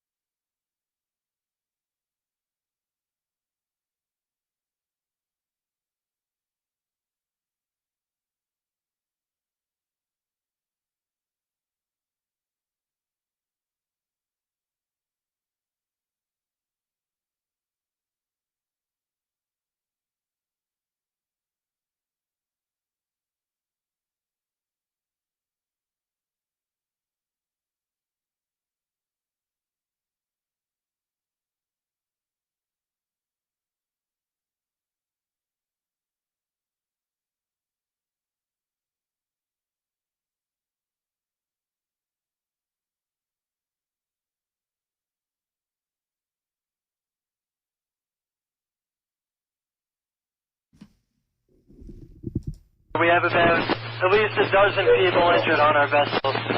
We're going to be taking them over to Pier 16. That right there was the call from the accident the other day from the Mexican Navy that hit the Brooklyn Bridge. Yeah. Backwards, by the way. Yeah, it was going backwards. While sailors apparently were standing on the masts. Yeah. So 2 people injured. Was it 20-some? 20-some injured, 2 people killed. Yes. 2 sailors. Yeah. And this is not, think of it as a pirate ship, I think is the best way to describe it. An old school, like schooner pirate ship kind of thing back in the day. This is not something you're fighting a modern war with. Although I don't know what Mexico's Navy's like. Maybe this is the best they got. I don't know. That's what I thought. Wait a minute. Mexico's got a Navy? Yeah. So, and this is on a humanitarian / goodwill trip. They were supposed to go from here to Iceland, and apparently everything shut down. All the electronics again shut down, and then it was going in reverse, and they couldn't stop it. And the masts they just got crushed because let me tell you how this works. The big bridge made of concrete and steel crushes the wood. Bad. Whose fault is this? Well, it depends. Here's Chuck Schumer. We know that the Trump administration has been meddling in U.S. Coast Guard operations, from staffing to command and comms. And I have the general sense of a Doge dysfunction in parts of the Coast Guard. To put it mildly, after being fully briefed on last night's Brooklyn Bridge accident, one thing is very clear. There are many more questions than answers. We know that there has been meddling by the Trump administration into the Coast Guard staffing, and now we need to know how this meddling might have impacted the events of last night. They didn't. Your ship went backwards with no power, and you crashed into the giant bridge. Oh, Chuck. Somebody check him. He's a veteran, man. He knows how to say things. Yes, but like Doge. By the way, I'm going to let you guys know this. Maybe you guys aren't going to be thrilled to hear this, but whatever. I mean, I saw, I'm not going anywhere. So you should fire Chad. Not going to happen. So have a wonderful day. I'm here, and we're doing okay. Okay? Okay, fantastic. Doge didn't cut really anything. Let you guys know that. Very little. Virtually nothing. And Schumer knows this has nothing to do with that, man. Man, did you guys know that Elon Musk tried to cut some workforce, and that made the Mexican Navy drive backwards? My goodness me. You know what happened afterwards? Trump had them all deported. Yeah. Find the entire crew in El Salvador. When I first saw that, I was like scrolling through looking at scores and that sort of thing on X, and I ran across that, and I thought, that's weird. And then I thought, Mexican Navy ship? I thought it was a joke. Yeah. But it was not. Jeff says, I love that the Mexican Navy has a pirate ship. I do as well. It's pretty awesome. But what were the sailors doing standing up on the... Well, that I don't know. But they were supposed to be going in a different direction. Yes. Because they went backwards. And apparently, everybody's like, why didn't they drop this? Why didn't they do that? All of the power cut out. Yeah, they were on their own. Just like that, Francis Scott Key, remember that last year in Baltimore? Oh, yes. Same thing. There was no power. Yeah. The difference is this wasn't a wooden pirate ship that smashed in last year. This one of the weekend was a wooden pirate ship. Did you see the mariachi band playing? And then everybody's running for their lives. I did. Oh, God. Well, and I mean, as this thing is approaching, some people are just standing there staring. I think, man, I'm getting out of here. Yeah. This thing could come up on I'm always fascinated by it. But you know what? Everybody always thinks, well, it's going to be fine, right? Like, these guys know what they're doing. No. This isn't happening. They have no control. Right. People are running for their lives. And some people just stood there with, duh, here comes the big ship. Imagine being on the mast way up high. I'm telling you. As you realize that they've got, because they can't even get on the loudspeaker. They can't do anything. No communication whatsoever. Everything's shut down. And then they smashed into. I mean, you see that one sailor, I mean, he's hanging on for dear life. Yeah. Swing. It's swinging him around. I mean, good for him, boy. He's got great upper body strength. That would have flipped me right off. I'd have been tossed. I'd have gone over the bridge and then over on the other side. Tried to jump on it, like the bridge, like when you were a kid and you were like, I'm going to let my skateboard go under this and I'm going to jump on the other side. I'd have tried to pull some John Wick stuff. That would have been pretty sweet. Well, by the way, speaking of John Wick, have they caught any? They still have 7 guys out, right, in Louisiana? 7 guys out. It's a nationwide manhunt now, man. Have you seen? Okay, so this is the great thing I love about this. Because first of all, if you guys know anything about Louisiana, New Orleans, stuff like that, it's a lot of crap that goes on down there. There's a reason that they didn't want any of the feds to come in back during, Katrina and everything because of all the stuff that was going on. The sheriff is like, this has got to be an inside job because I'm running for sheriff and I know they're coming after me. and she was like that right off the bat, boy. Oh, my God. It was hilarious. So now they're out there threatening the family members, and they suspended 4 of the guards without pay. Yeah. But, and by the way, this was not some great caper, okay? No. This was not, they scrolled, it's too easy, or whatever. Yes. It was right over the top of the hole. Yeah. It's like we're not only going to escape, we're going to rub it in. And on top of that, they tried to spell something else, but apparently they spelled a bad word and they misspelled it. Yes. Oh, only the best. But, man, they're killers. That's the thing. Yeah. If one of these guys ends up killing somebody, let's say they carjack somebody and kill him, take their car. I mean, it's not going to be good.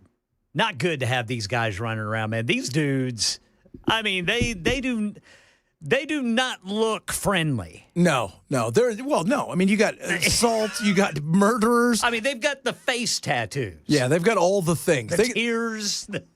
These are not the best people, all right? These are the best. No, they're not the best.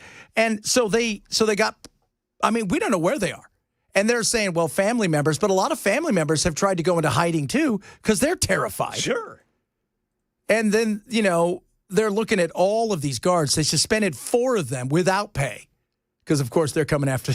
I love how she just came right out. She's like, they're trying to get me fired. It's an inside job. Yeah. Oh, this is the first thing you said. I said, I don't know if it's an inside job or it's just stupidity. You didn't even check until the next morning at 8:30. That's the crazy thing. 8:30. They said, what is it, 12:23 in the morning. They just kind of opened one of the doors. And then they just all went into this bathroom behind the toilet where they just took off. Bloop. Ah, my God. This is just insane. But I will say this. The thought of there being murderers in this, which means you're probably doing forever.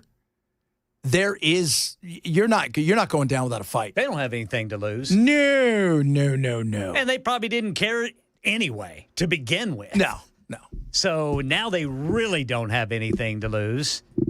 Because you always wonder, it's like, is this one of those things where it's kind of like a chain gang, kind of, the old school where they're on work, Just walk off a detail. Yeah, they walk off a walk. Yeah, no, it wasn't that. These guys were in jail. They were in prison. Yes. And they wandered away. And it wasn't even a great caper. Wasn't anything spectacular. Wasn't like a Birdman from Alcatraz. It was none of that stuff, right? There wasn't this big thing. It was just like they dug a little hole and they just took off. I wonder they had no idea where they went. I wonder if one of them that got caught is the one who face plants after he apparently doesn't see that there's a drop off. He misses the steps. That is spectacular. And he just runs right off. Right off. And boom. I think they might that might be the guy they caught immediately. Yeah. He was hiding. They said the one guy they caught was hiding under a car in a hotel lobby. Wow. They got him. In a hotel. Well, that's scary too. Yeah, it is. Because you were going to go get in your car. And who's underneath there? Exactly. Some dude. Man, I tell you what, though. Just there's a bunch, like you said, this inside job. Yeah. But also, just because it's an inside job doesn't mean you wanted to do it. That's true. Because somebody could have got to people outside and said, look, dude, here's pictures of your family. We will kill your family if you don't do what we say. Oh, that doesn't really happen, does it? I think it does. I think it's been known to happen a few times. Yeah. But they've suspended 4, and there was only 30, there's 1,500 prisoners. There's only 34 guards. Good grief. There's 34 guards. Those dudes' lives are in danger every day. Every day. My buddy who was in the whole prison? Yeah. That's at crazy. At that time, there was only 34 guards. So think about this for a second. My buddy, he's a sheriff, but his wife also a sheriff in California. You have to do 2 years in the prisons before you can go out in the field, I guess. Mm-hmm. And they used to say every day, they let him go. He goes, they let me live every day. They do. They let me go home. That's it. He goes, there's no doubt about it. We don't control them. Our goal is just to keep them inside. But if they want to, they can do whatever they want. Now, eventually they'll be taken down, but still, you're screwed.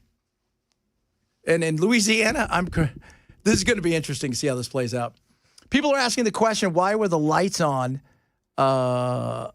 There's different kinds of power sources. I mean, the engine and everything else shut off. And we don't know if it turned back on when it was too late, because you're not turning that thing really quickly. Plus, it had wind, and it had people on top of it, which, again, is... Do you think when you're standing there, as you're heading closer and closer, you're like, we're not moving. It's not going down. Exactly. Nothing's happening. Oh, my Lord. We are too tall. I have done shapes. This is not going to work. Oh, man. So, but the fact that he would blame Doge on that. Oh. Well, and if you notice, he uses words like maybe. Yeah. Might. Could. But see, that's how, being in politics like he has for his entire life. You learn how to play that game. You learn how to do it, man. Yeah. Kind of, sort of, could have happened, not quite sure. This is a possibility. Nothing was going to stop that. We're going to investigate. There was no Doge last year when that big ship smashed into the Francis Scott Bridge. There was no Doge then. And by the way, this bridge was fine. Right? They're not rebuilding the Brooklyn Bridge. It won. 114-year-old bridge. That's right. And the Mexican Navy is now not operating. They were supposed to be on their way to Iceland. Needless to say, it's going to be a detour, kids. That's all we're saying. Yeah. Coming up, should you hit the snooze button? Oh, yeah. I'll do a little study on that. A lot of stuff to get to today. We got some fun stuff coming up because we don't just do politics. Next hour, we'll do a little bit more on Biden as well. Immigration. Trump got a win today in the Supreme Court. Got a loss on Friday in the Supreme Court and a win in the Supreme Court. Lots of stuff going on. And the funny thing is, when you look at some of these cases, they're temporary wins and losses because the cases themselves have not actually been heard. No. In front of the Supreme Court. They're just lower court rulings by the Supreme Court on whether or not they should allow them or not allow them. So we got a lot of stuff still to talk about. If you're missing the show, what do we say to them, Bell? K? There you go. Shame. Or...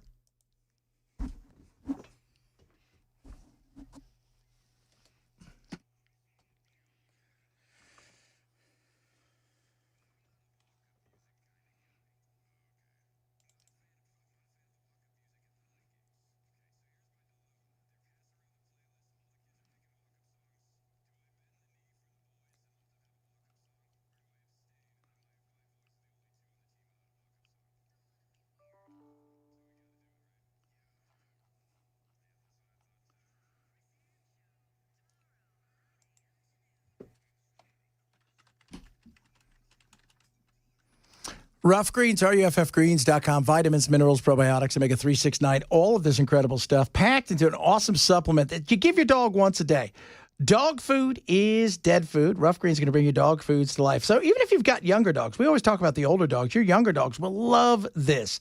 It's got incredible nutrients, right? It's got incredible vitamins. It's got all this awesome stuff in there that is going to help your dogs with everything from aches and pains in their joints to energy levels to their skin and their fur. And if they're younger, it's going to help them in ways where they don't have to worry about getting old and struggling because they're going to be healthier and happier for a longer time, which will save you money on vet bills. Try a Jumpstart trial bag of Rough Greens today. It is a $20 value. You get it for free. All they ask you to do is cover the cost of shipping. RUFFgreens.com/chat. Roughgreens.com/chat. Get your free bag of Rough Greens today. Roughgreens.com/chat.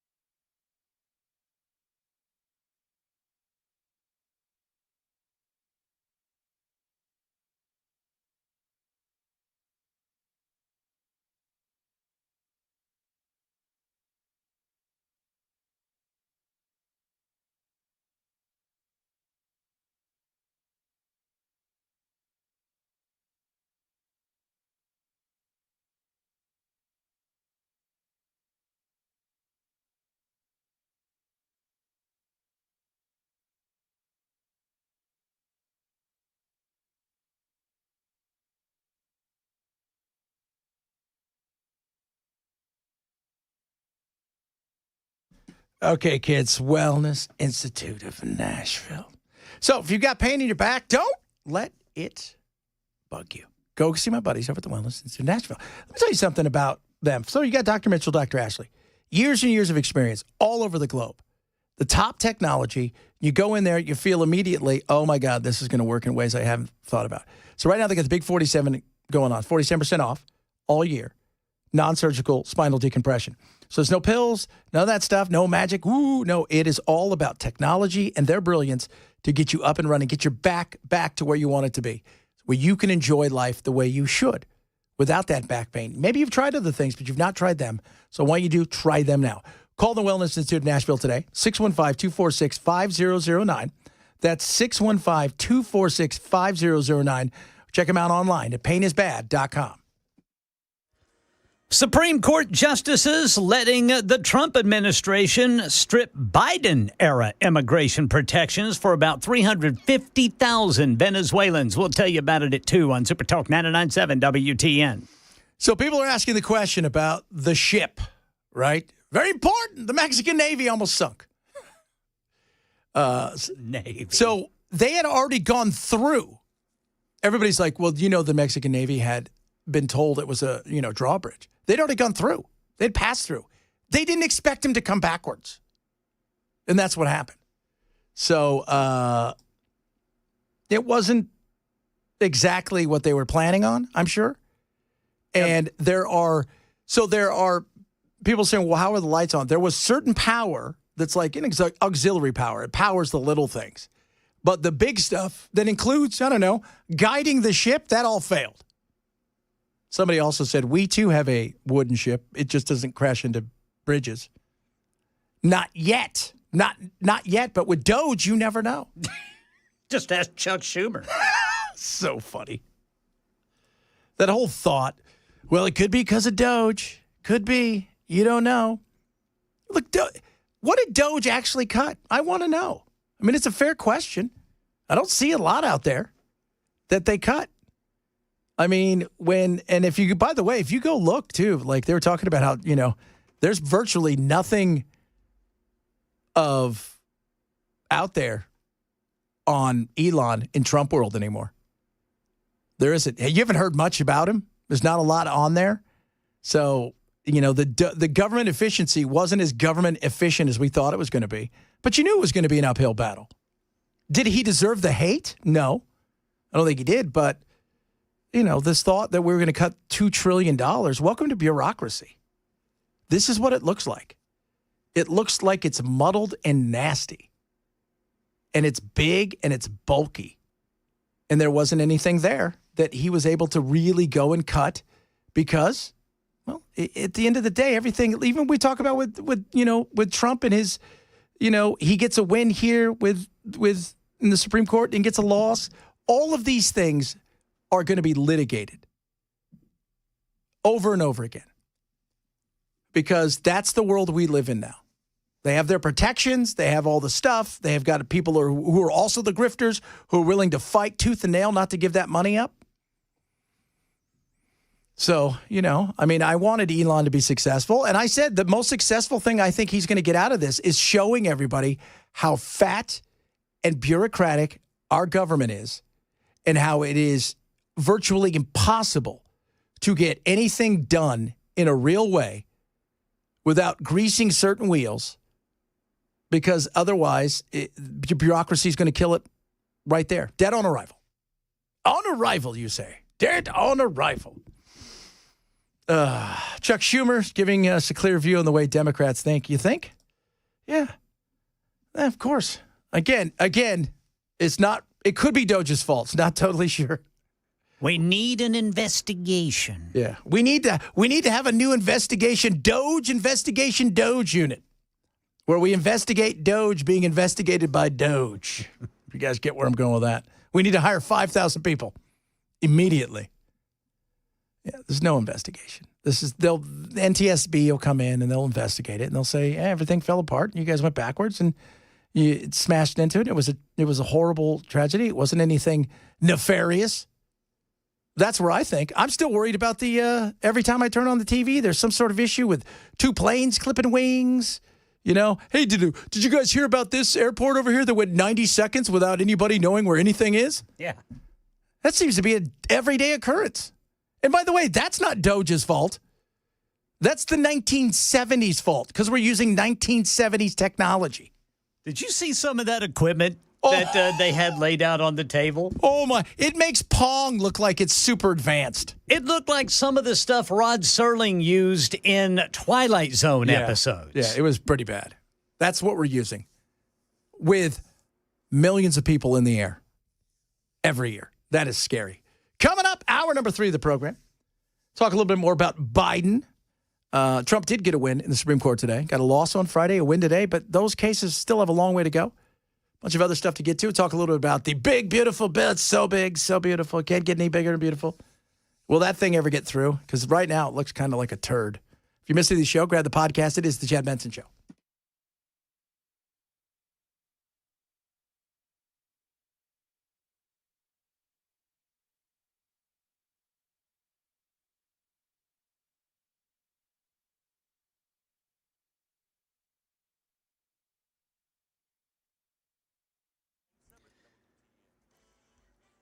Two o'clock on the dot. I'm Ken Weaver with your top stories. Got the full forecast coming up in 5 minutes. Right now, President Trump says his phone call today with Russian President Vladimir Putin about ending its invasion of Ukraine, quote, went very well, and that both sides will now start ceasefire talks. We get more from ABC News. White House correspondent Karen Travers. The fact that he didn't say what the conditions would be for a negotiation, that this is something that Russia and Ukraine have to set, I think signals that perhaps this was not the president injecting what he wants to see as part of these conversations right now.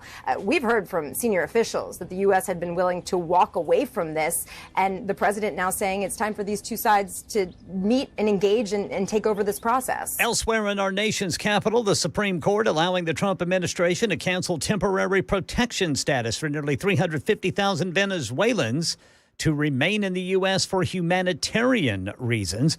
This protection was granted by the Biden administration in 21 and 23, claiming it was too dangerous for them to be deported back to their home country. Questions about former President Biden's aggressive cancer diagnosis. The aggressiveness of the prostate cancer, a 9 or a 10 is very severe. And as you noted, you would catch that with a very simple PSA test. Anybody over 50, males over 50 usually were supposed to get, these PSA tests every prostate exams and then these PSA tests. So this would have been caught. That's Dr. Mandy Sethi from Vanderbilt talking with WTN's Nashville's Morning News' Dan Mandis earlier this morning. Sethi said Biden's yearly exam would likely have discovered the cancer, but Biden's spokesperson said it was only discovered last week. His cancer is considered an aggressive form of prostate cancer that should respond well to hormone therapy. The Trump administration preparing to settle a lawsuit brought by the family of Ashley Babbitt, the woman shot and killed by a police officer during the riot at the U.S. Capitol on January 6, 2021. Here's Stephen Portnoy. Sources say the government would pay nearly $5 million to end the $30 million wrongful death suit filed by Ashley Babbitt's estate and the conservative group Judicial Watch. That lawsuit alleged negligence on the part of the Capitol police officer who fired a single deadly shot as Babbitt tried to breach the Speaker's lobby. In April of 2021, the Justice Department cleared Lieutenant Michael Byrd of criminal wrongdoing, finding no evidence that he didn't reasonably believe his actions were necessary to defend either himself or lawmakers fleeing the mob. Right now in Middle Tennessee, all Cheatham County schools were closed for the day due to a threat. Students let out early this morning around 11. The district not saying what that threat was exactly, but it is working with the Tennessee Office of Homeland Security and local law enforcement to determine the validity of the threat and said they'd provide more details when available. That's the latest news. Weather's next. I'm Ken Weaver, WTN News.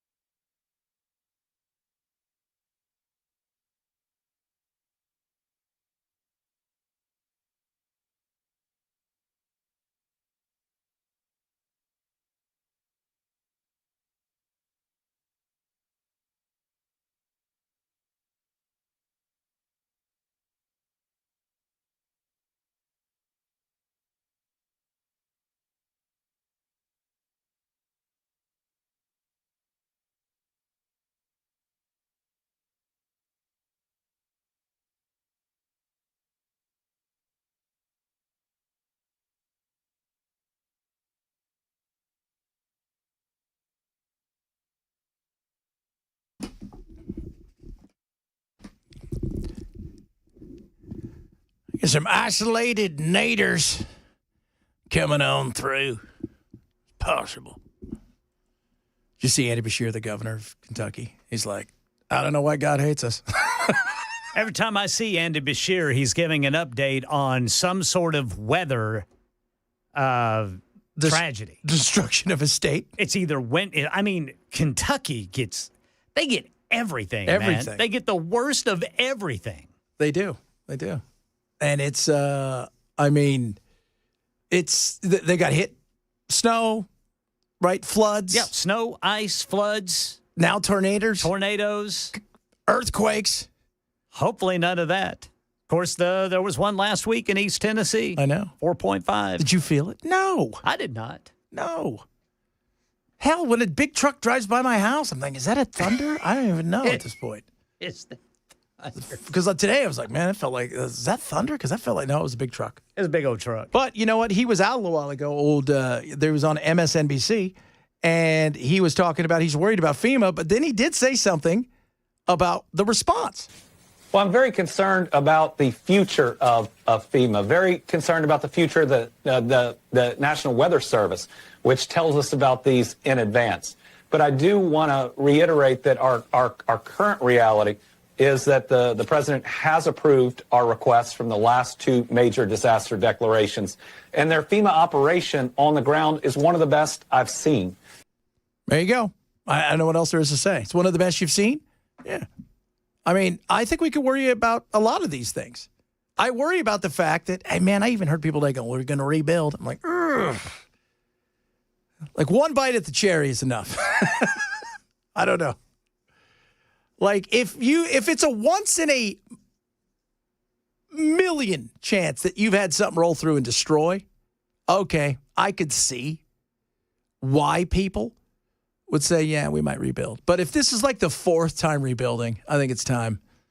Might be a sign. Yeah, it might be a sign that God doesn't like you or your trailer. So it's not very nice, Chad. That's just mean. I've often wondered why God doesn't like trailers, because it seems to be moving them all over the place. But some of those people, I tell you what, you and I have talked about this on numerous occasions, about the weather, seeing the pattern, understanding it. How many people that took videos that got stuck or caught in a tornado this past week? It's like, you should have known better. Like, did you think they were kidding? Some people just don't know. Some people live in complete bliss because that's what ignorance is until consequence. Yeah. But if you could avoid the consequence, you might live forever if you don't know what's going on. Sometimes bliss is wonderful, right? You have no idea that you weren't supposed to do that. You had no idea you weren't supposed to win. You had no idea you weren't supposed to do any of those things. The NTSB is going to update us here in a little while on the crash of the Mexican Navy. The Mexican Navy has crashed. Yeah, man. Look at that. I'm looking at it right now. Could you imagine if you were in a car and you were driving, all of a sudden a Mexican sailor comes flying out of your car on the Brooklyn Bridge? What the hell happened? It's actually John Wick. It is. And he's there. He's mad because somebody killed his dog. All those people in the John Wick movies died because somebody killed his dog. Yes. All he wanted to do was be left alone. That's it. Right? Right? And he got out of the business. He wanted to just be with his wife. She got cancer and died, but she sent him a dog. And you guys killed his dog and stole his car, and then he killed 700 people. Yeah, 35 in a span of 4 minutes. Yeah, he's no joke. That guy was no joke. Just letting you guys know that. But yeah, you look at those people on the bridge as this thing. If you notice, all of the cars stopped. Yes. I would have gunned it. I would have been getting off that bridge. Well, that's why we don't put you in charge of our social media, because you miss all the good shots. Yeah. Some people probably did. They probably got out of the car to take cell phone footage. I guarantee you there were people up there with their cameras out, just instead of like getting the hell off the bridge in case it collapsed or something. Well, once it broke apart, you should have known, okay, it's time to move. Once it broke apart. But you know what? If we got attacked by Godzilla, I know worst case scenario is I'm going to get a lot of good footage because people are going to stand there until they get crushed. Clicks and clicks and clicks. That's it. They are. Like you said, man, all of those people stopped, which shows you, by the way, those are the people that you don't follow out of a house if it's burning. Those people are frozen in time. You don't move. But once it fell apart, once the whole thing cracked apart, then you knew you were in trouble. And it's really interesting the way they have no control over any of that. No. It's in the current. Yeah, because the wind was whipping pretty good. Yes, it was. And there it comes. There it goes. People are still just standing right there. What's going on? Yeah. They're just some people are running for their lives. Other people with kids running for their lives. People without kids standing there staring. Just so stupid. Oh my Lord! You guys get what you get. For those of you guys didn't know, the former president of the United States of America, his name would be Joe Biden, has cancer, and it is quite severe. We've been talking about it throughout the show a little bit. I look at this. Look, you're going to cover stuff up. You guys go back and look at FDR, man. They covered up a lot of stuff. Right? He was a hot mess before he ended up dying. And his wife was pretty much running everything for the latter part of that. But this was different. Should have known. Should have been told. If you're a Democrat, how do you feel today waking up, realizing, okay, Joe got, I can't believe. How do you feel knowing they lied to you about the cover-up and his mental stability? And the media is trying to go, well, we figured it out. After careful deliberation.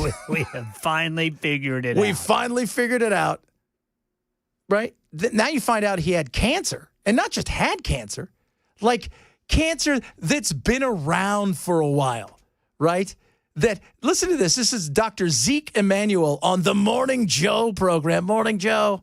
Oh, more than several years. You don't get prostate cancer. I just want to stop you. So this is not speculation. If you have prostate cancer that is spread to the bone, then he's most certainly, you are saying, had it when he was president of the United States.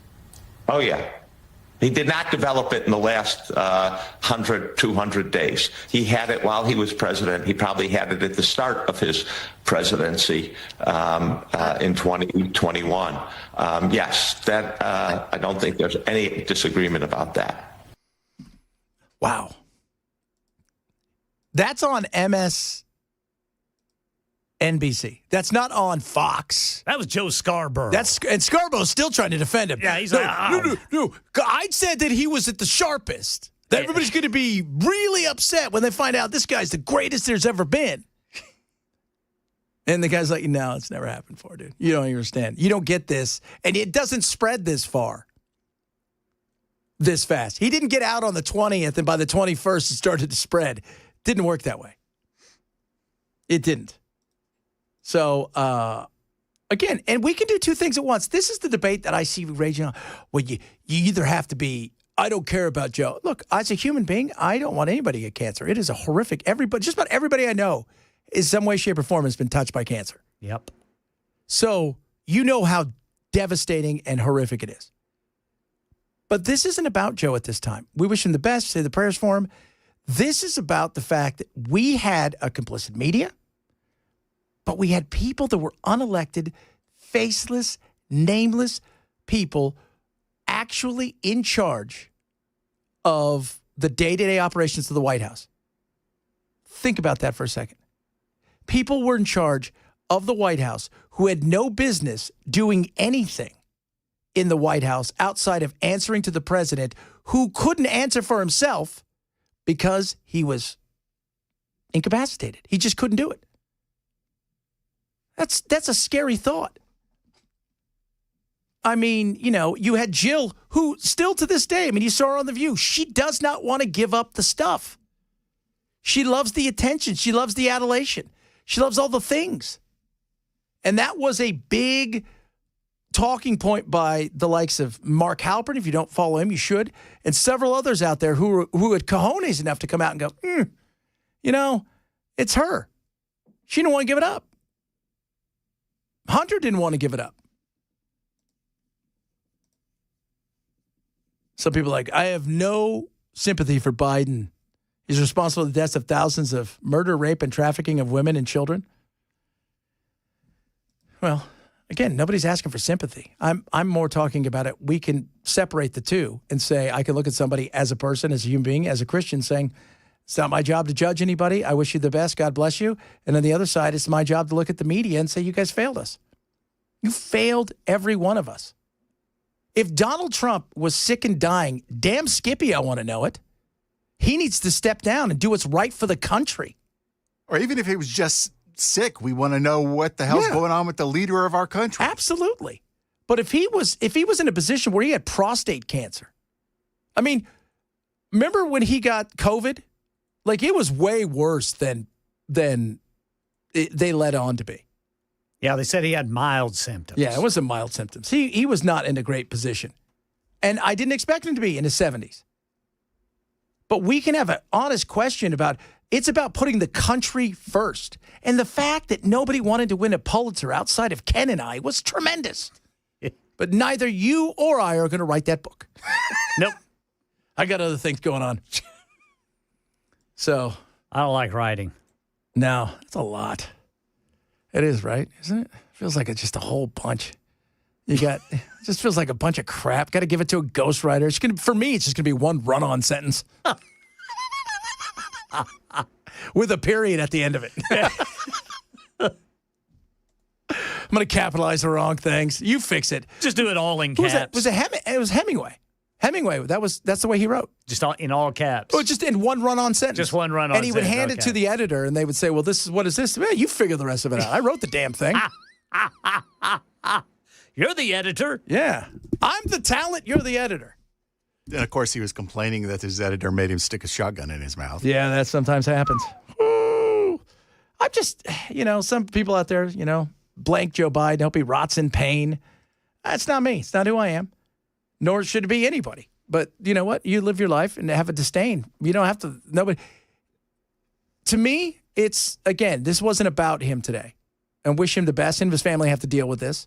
And quite frankly, his family, there's a lot to be said for these people who didn't want to do the best for the country of which you've taken so much from. Well, that's the thing, is their view of what's best for the country is so twisted that they'll believe that any lie is okay as long as it keeps their team in power because their team is the good one. Yes. That's it. It's the good one. Well, because we all judge our teams as, what the Sanders just said is our, it's our job to make judgments all the time. We're not to judge others in the way we would want to be judged, of course, but we all do. Like, I tell you this, I'll make mistakes. I'm going to do that. I'm going to piss some of you guys off. I'm going to do that. I'm not perfect. There you go. And I will judge my team accordingly because I think they should be judged like everybody else. If somebody does something wrong, you should call them out. We shouldn't be afraid to do it. But this was not about right or left. This was about America. You failed America. And for all the talk about even immigration, all that stuff, which is really a good thing to talk about, and that's the reason, a big reason Trump's in there, the reality is you look around the globe and you see the nightmare that's going on. Others had to know that he had serious issues. I'm still amazed, though, that it didn't get out. Very few people had to know about this because human beings inherently can't keep their mouths shut.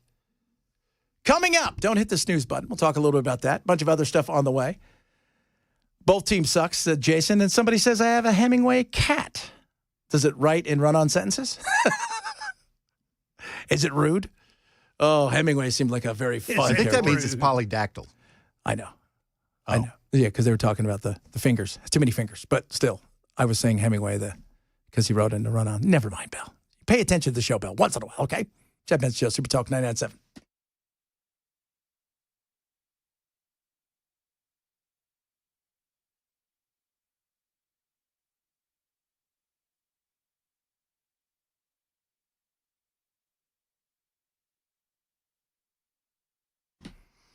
Raycon, best earbuds around. Love my Wearcons. Wear them every single day. Why?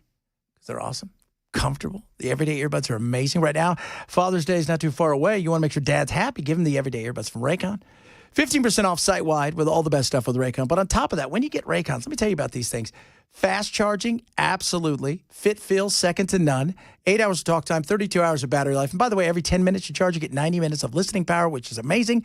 You get a 30-day happiness guarantee, just to name a few things. And the active noise cancellation is awesome. But they got a bunch of other stuff, too. They got bone-conducting headphones, which are incredible. They've got gaming headphones, which is awesome. They've got everything you could think of at Raycon. So what do? Save 15%, get a 30-day happiness guarantee, and win Father's Day. Go to buyraycon.com/Chad today. That's buyraycon.com/Chad, buyraycon.com/Chad.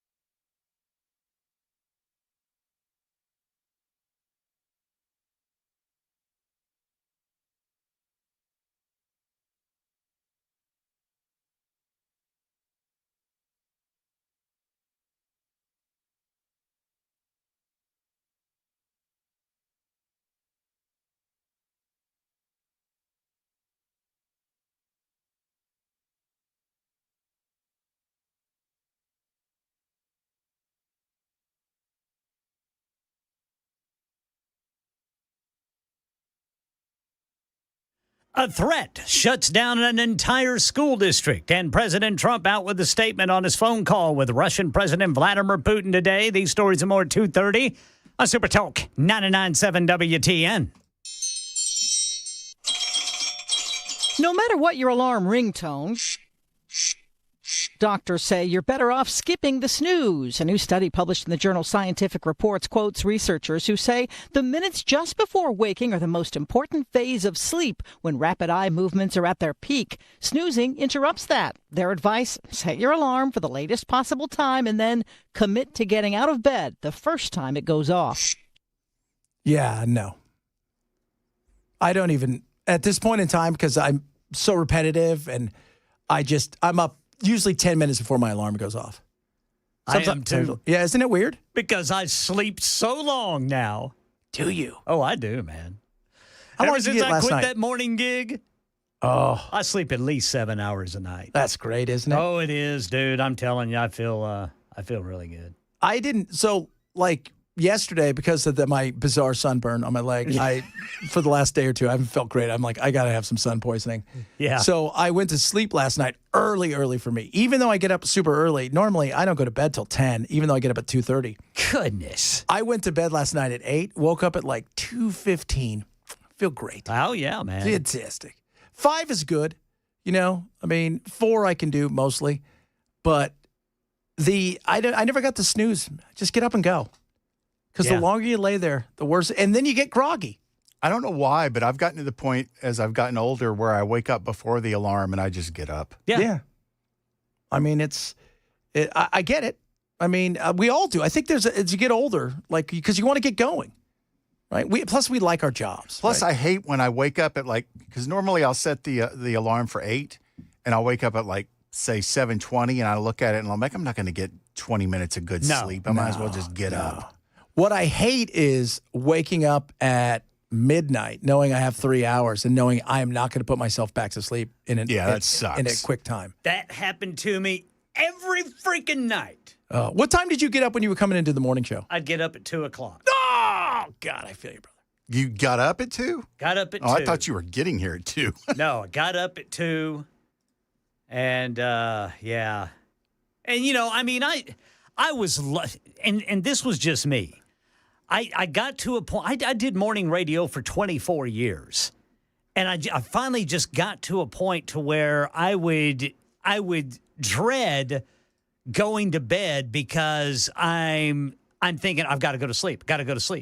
Well, if I go to sleep now, I'll get 3 hours sleep an hour later. If I go now, I get 2 hours. I hate that. I couldn't. Oh. And then what happens is your weekend gets here, and by Friday afternoon, you're done. You're ready for bed. You're ready for bed at 5:30 in the evening when life is getting going. So you're really only getting one weekend day. Yeah. Saturday was my only day. Yeah, because by Sunday, you start, I got to put myself to bed early. And then the other thing is you're still kind of groggy. You're trying to get, and I've learned over the years, look, on the weekends, I don't set the alarm, but if I get up at 3, I'm just getting up. Because if I keep a nice little, because if I sleep too much, then Mondays, it's a kick in the grundle. Yes. So, and I said grundle because somebody said, Chad, you're the most crass person ever. Oh my God, not crass.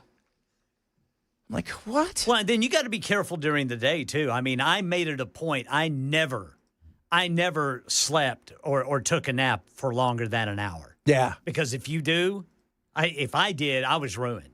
Yeah, I would still be dead tired, but I could not go to sleep at night. No, I have to. I'm with you, man. I have to have, I can do, and when I was really doing out in Arizona, when I was working for, gone all the time, I would do, where I would sleep from midnight to 3 or 11 till, and then I would wake up and then I would do my show. Mm-hmm. And then from the minute my show was done on the Pacific Coast, 9:30 till about 11, I'd take a nap. Mm-hmm. Then I would do my other stuff, and then I would come home, and sometimes I would nap for an hour or so, trying to get at least 5 or 6 in hour bits. Yeah. But that's a tough thing to do, too, because you got to be disciplined. Yeah, it's not good for you. No, it's not. I mean, it's the way we used to live, but you know what? We also died at 30, and there's a chance we were going to get eaten by animals. We were chasing dinner that at any given time might chase us. Oh, jeez. Coming up, somebody blows themselves up in California. Wait to hear this story. Some more on Biden. Trump and the big, beautiful bill. Can we get it across? It's big and beautiful. So big, so beautiful. The rich are going to love this. Talk a bit about that. If you missed the show, grab the podcast. Chad Benson, Super Talk 99.7.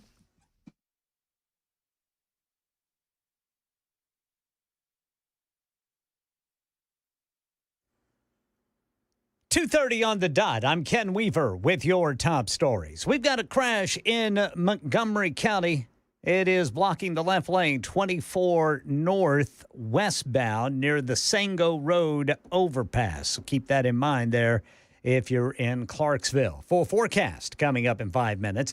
Right now in Middle Tennessee, all Cheatham County School District schools went home for the day early.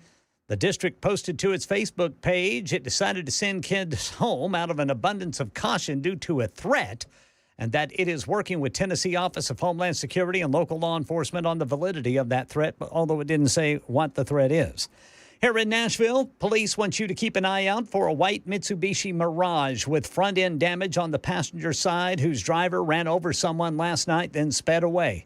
Happened at around 6 o'clock in the 1500 block of Church Street. 21-year-old Zachary Karash was in the crosswalk when the vehicle sped through, didn't even slow down, hit him. He has serious but non-life-threatening injuries. President Trump out with a statement on his phone call with Russian President Vladimir Putin today. President Trump says his phone call with Russian President Vladimir Putin, quote, went very well. He says Russia and Ukraine will now start negotiations toward a ceasefire. The two sides met in Turkey last week for the first time in 3 years, but neither Putin or Ukrainian President Zelensky participated. The president gave no indications of what would be on the negotiating table, saying the conditions have to be set by Russia and Ukraine. President Trump says the Vatican indicated it would be interested in hosting the negotiations, represented by the Pope. He says he spoke to Zelensky and the leaders of France, Italy, Germany, and the EU following the call. Karen Travers, ABC News, the White House. And the U.S. Supreme Court allowing the Trump administration to strip temporary protected status that was granted to 350,000 Venezuelans by the Biden administration. And former President Joe Biden's cancer diagnosis said to have been discovered just last week when doctors found a nodule on his prostate. Well, Dr. Manny Sethi, Vanderbilt University Medical Center, telling WTN's Nashville's Morning News' Dan Mandis, Biden probably won't die of prostate cancer. I don't think at the age of 80, 90, prostate cancer is going to kill him. It's going to be something else, is dementia, heart attack. You can live with this form of prostate cancer for a very long time. That's the latest news. Weather's next. I'm Ken Weaver, WTN News.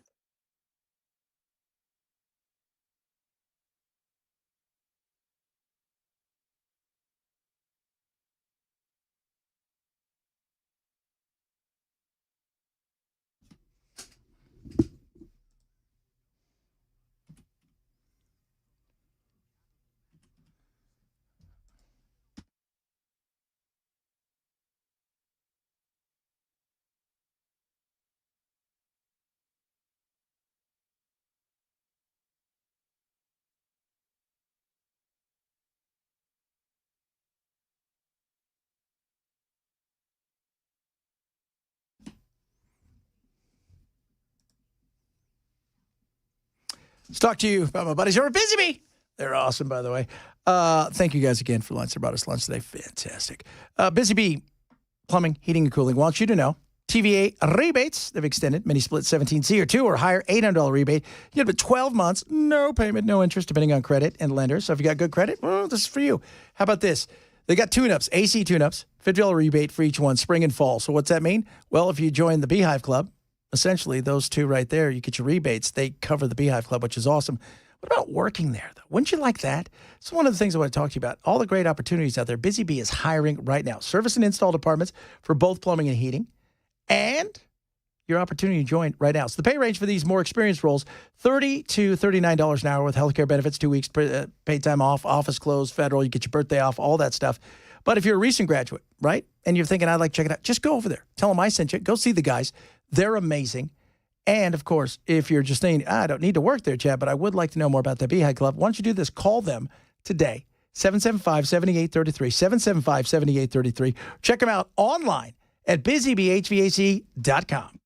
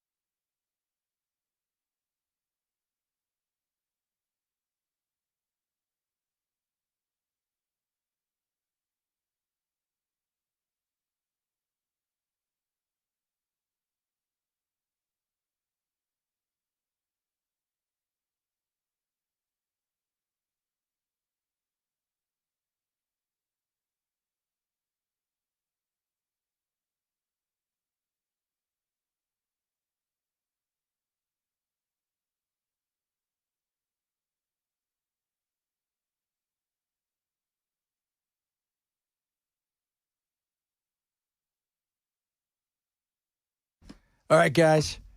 Bulwark Capital. My buddies over there have a big webinar going on this week. So it's 5:30 our time. You go to knowyourriskradio.com. My buddy Zach Abraham, Chief Investment Officer, Bulwark, is giving this tariff webinar. Talk about tariffs, the effect that tariffs are going to have on a lot of things, including the potential for your investments, your retirement. It's simple and easy. If you've done the same thing you've always done and maybe not get the results you want, why not check this out for yourself? So it's this Thursday, 3:30 Pacific, 5:30 our time, 6:30 on the East Coast. See where I'm going with this? Because some of you guys are watching online. Simple and easy. You sign up. It's free. It's 45 minutes or so. There's a Q&A afterwards. They show you what they're all about at Bulwark. You will not be disappointed. Sign up now at knowyourriskradio.com, KNOW, yourriskradio.com. And you can also get a second opinion on your portfolio. They'll walk you through all the things going on in there and show you the things they would do to help you get to where you want to go, not where some cookie-cutter place wants to put you. Go to knowyourriskradio.com to sign up today. Investment advisory service offered through Trek Financial LLC, an SEC-registered investment advisor. Investments involve risk, not a guarantee. Past performance not guarantee future results. Trek 25206.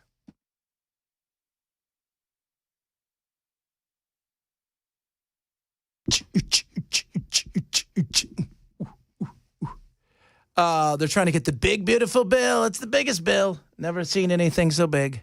Never seen the likes of which nobody's ever seen. Ever seen the big? It's big, big, big. I don't know how this thing's going to get across the line. There's so much crap in there, and so much pork. I mean, it's a bacon factory on top of everything else. The cuts are minimal. The fact that they're going, hey, you know what we should do?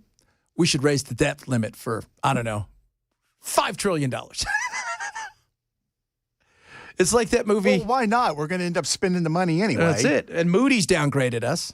Trump's mad at them. Now he's fighting with Target and Walmart and Bruce Springsteen and Oprah and Beyonce. That's a lot of people to be fighting with.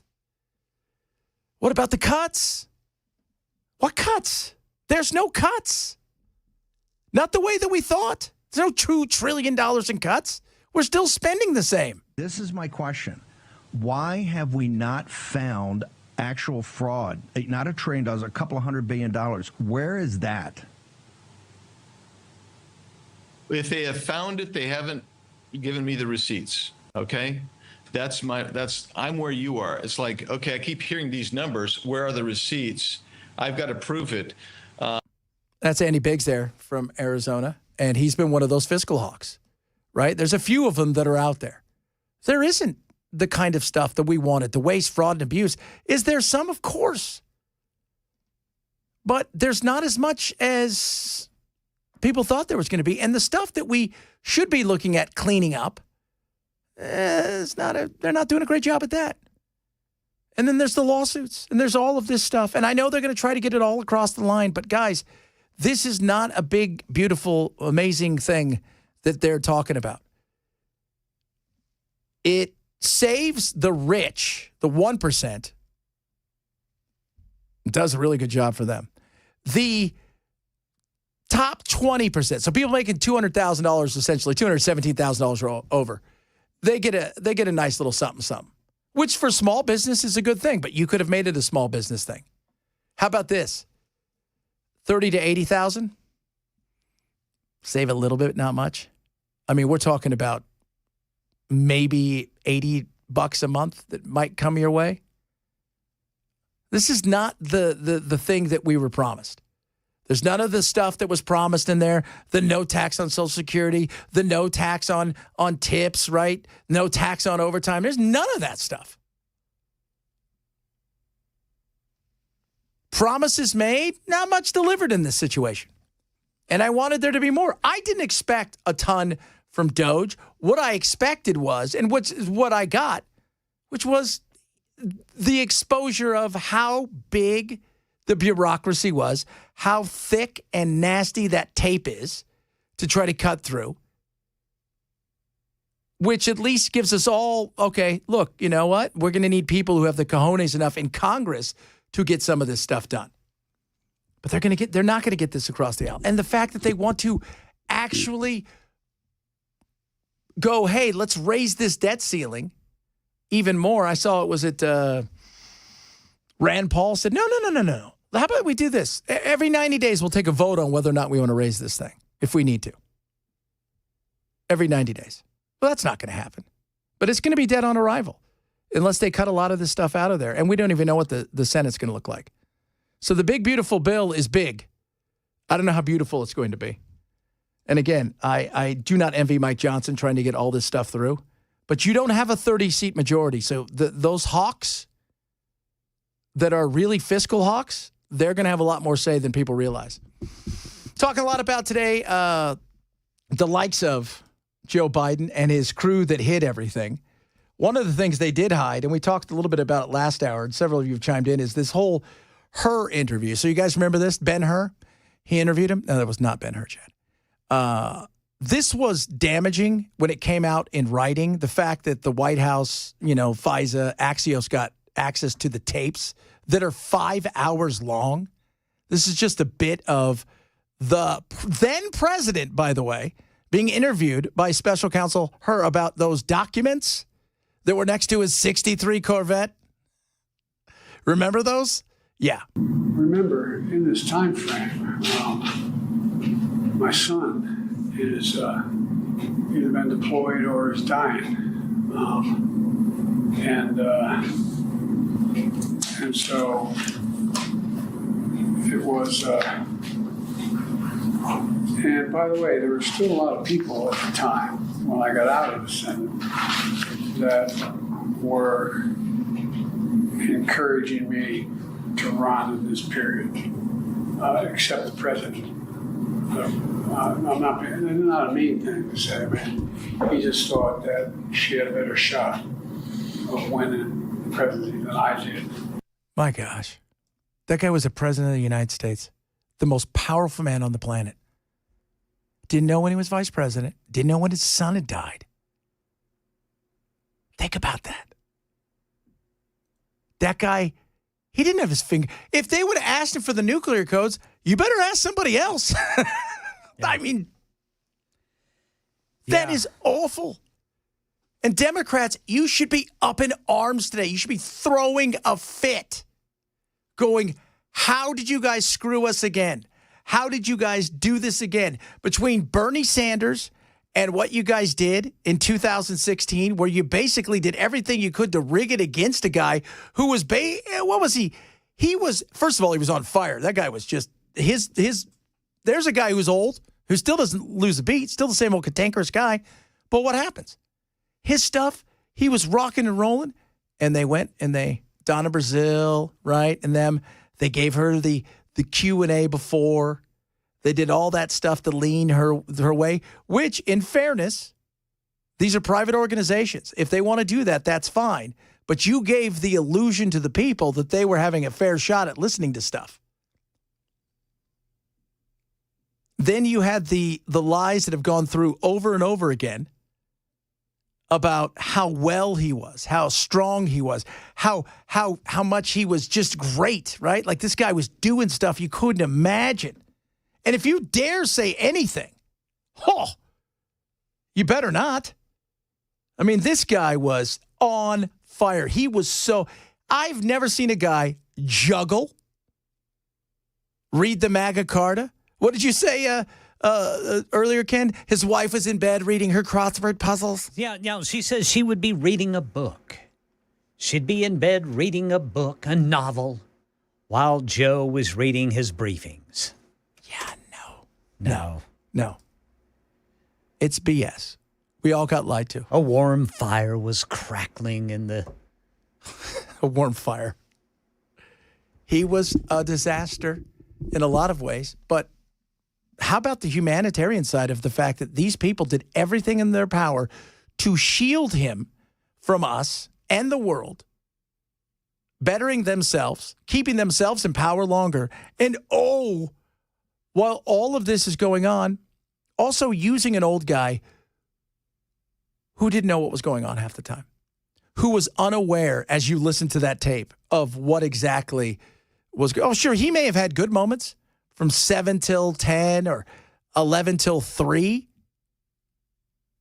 but those were few and far between towards the end. And they were getting worse. He can't even go on The View with plenty of sleep without his wife answering questions for him. No, I mean, this was an embarrassment to our country. If I'm sitting there for all the talk of Trump does things that he's mean, and for all the talk of all the crap that's going on out there about Trump's attitude, this, that, and the other, because there's so much of it out there from the establishment media. We can't harp on it forever because we already know what's going on. The rest of the world should be going, well, these people can't seem to get their crap together. Right? They can't. I mean, they can't get their crap together. No wonder they liked Biden so much. They can do anything they want.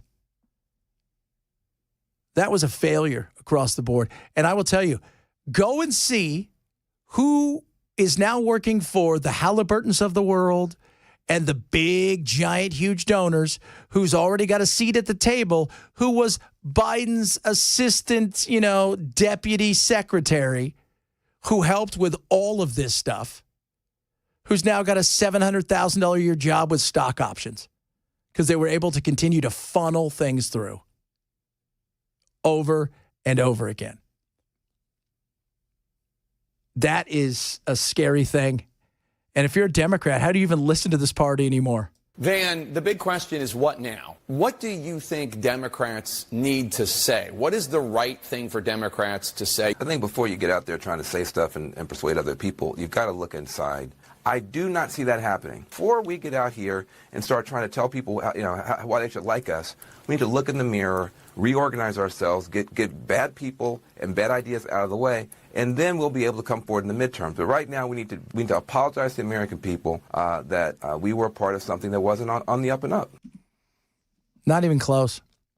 And you know what? You know who I'd really be pissed? If I was a donor, and I'm not talking about, somebody gave $25, you should be pissed too. But if you were a donor who funneled millions of dollars to them and you had no idea that he was that sick and had that many issues, I would like a refund, please. You guys sold me a bill of goods. Right? If he would have had a heart attack and you couldn't see that coming, that was one thing. But that wasn't this. There's a lot more to this. This was an absolute cover-up. And the media was complicit.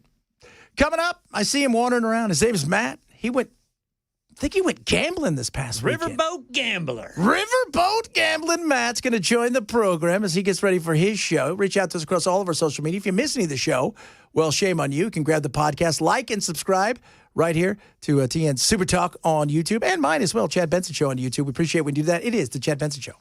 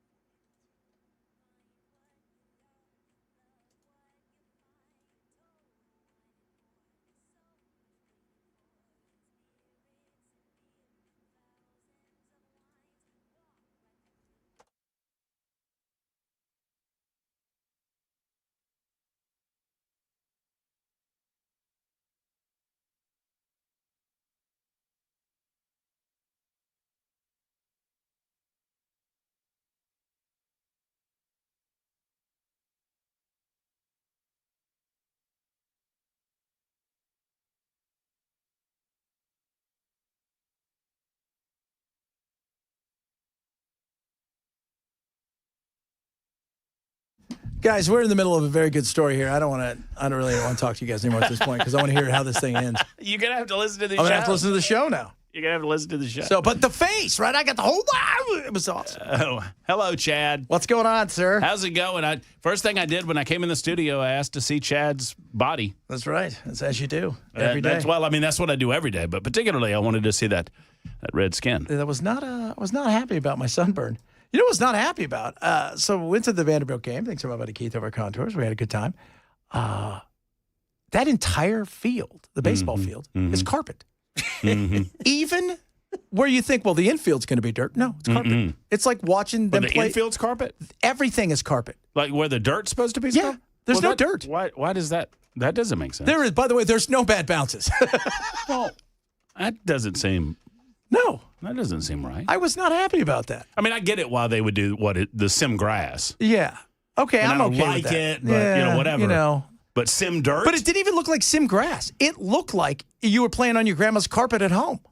Remember those fields they played in the 80s? With the concrete reds just right underneath it? The concrete and just like it was basically green concrete. Yeah, I played. I've played a couple games in concrete, and I remember I think it was in New Mexico. We were playing at the time. The USL was the only thing that was soccer-wise professional here, and I slid and I got up, and basically most of my thigh was down there. It was like one of those things where I couldn't sleep on my bed, like under sheets for like a week, because that was just concrete in it. That's all it was. That was a strawberry. Yeah. That's no good. No, but this was like, it looked like it was spongy. Oh yeah, the technology is incredible. I just don't like replacing the dirt. You gotta have dirt. Gotta have dirt on There you. is If you no bad bounce. Like if you lose one, there's no bad bounce. If you slide into second, you ought to come up with some dirt. No, and here's the other thing I was telling them. Rub some dirt on. I asked Keith. I said, Keith, when they slide, don't you get stuck? He goes, oh no. Quite the opposite, man. He goes, the first couple weeks, guys would slide, and they'd slide right by the bag out in the center field, and they would be tagged out there. You got to learn. I said, oh, okay. And this guy, he rounded third, headed home about 20 feet short. He dives and slides right into home base. Awesome. I was like, dang. So I was your riverboat. All the while you're cooking. All the while I was cooking. In it was very, very warm out there. I bet that synthetic grass is nice and hot. It is very hot. And you don't have to water it. So you're not doing anything to cool it down. It was great. Had a great trip. Had a fabulous time speculating. We had a little real estate investment and then some financial speculation going on, and both went very well. Financial speculation being gambling? Correct. And the real estate golfing. Okay. Yeah. How'd the golf do? Golf went well. I played better than you've seen me play. I'll tell you that. Okay. So that was good. Well, we got a big tournament coming up, so we got to be ready. Well, that's true, and I'm not. I don't know. We'll see. You got to start we'll working. See. I'm putting well. That's all that matters. That's what I say when I go to drive a scramble. for show, putt for dough. Yeah, I'm a putting guy, guys. Oh, that's a good. Right? That's what I say. I'm the putting guy. I'm your guy. I'm the putting guy. Yeah, I'm your boy, and then you can make excuses when you start missing them. What are you going to talk about today? I don't know if you're aware of this, but here's what I'm starting. Mexico crashed into our bridge. I saw that. There was an act of war over the weekend. And backwards. They crashed it backwards, too. I mean, is anybody not putting all of this together? That the Mexicans engage in an act of war against the United States of America. Immediately, Joe Biden tries to cover up for it by announcing he's got prostate cancer. Come on! Trump already deported them. To Puerto Rico. It's so obvious. What are you going to talk about today? Obviously we'll talk about Joe Biden's cancer diagnosis. And I love how, depending on what team you are, the language is, why are we doing this? Why are we looking backwards? Why aren't we looking forwards? We're looking backwards because you guys engaged in a lot of lying. Yeah, and this is, and I said this earlier, I mean, a lot of people out there listening, you guys hate Biden. I'm glad he's sick. I hope he rots. I hope it hurts, which I think is whatever.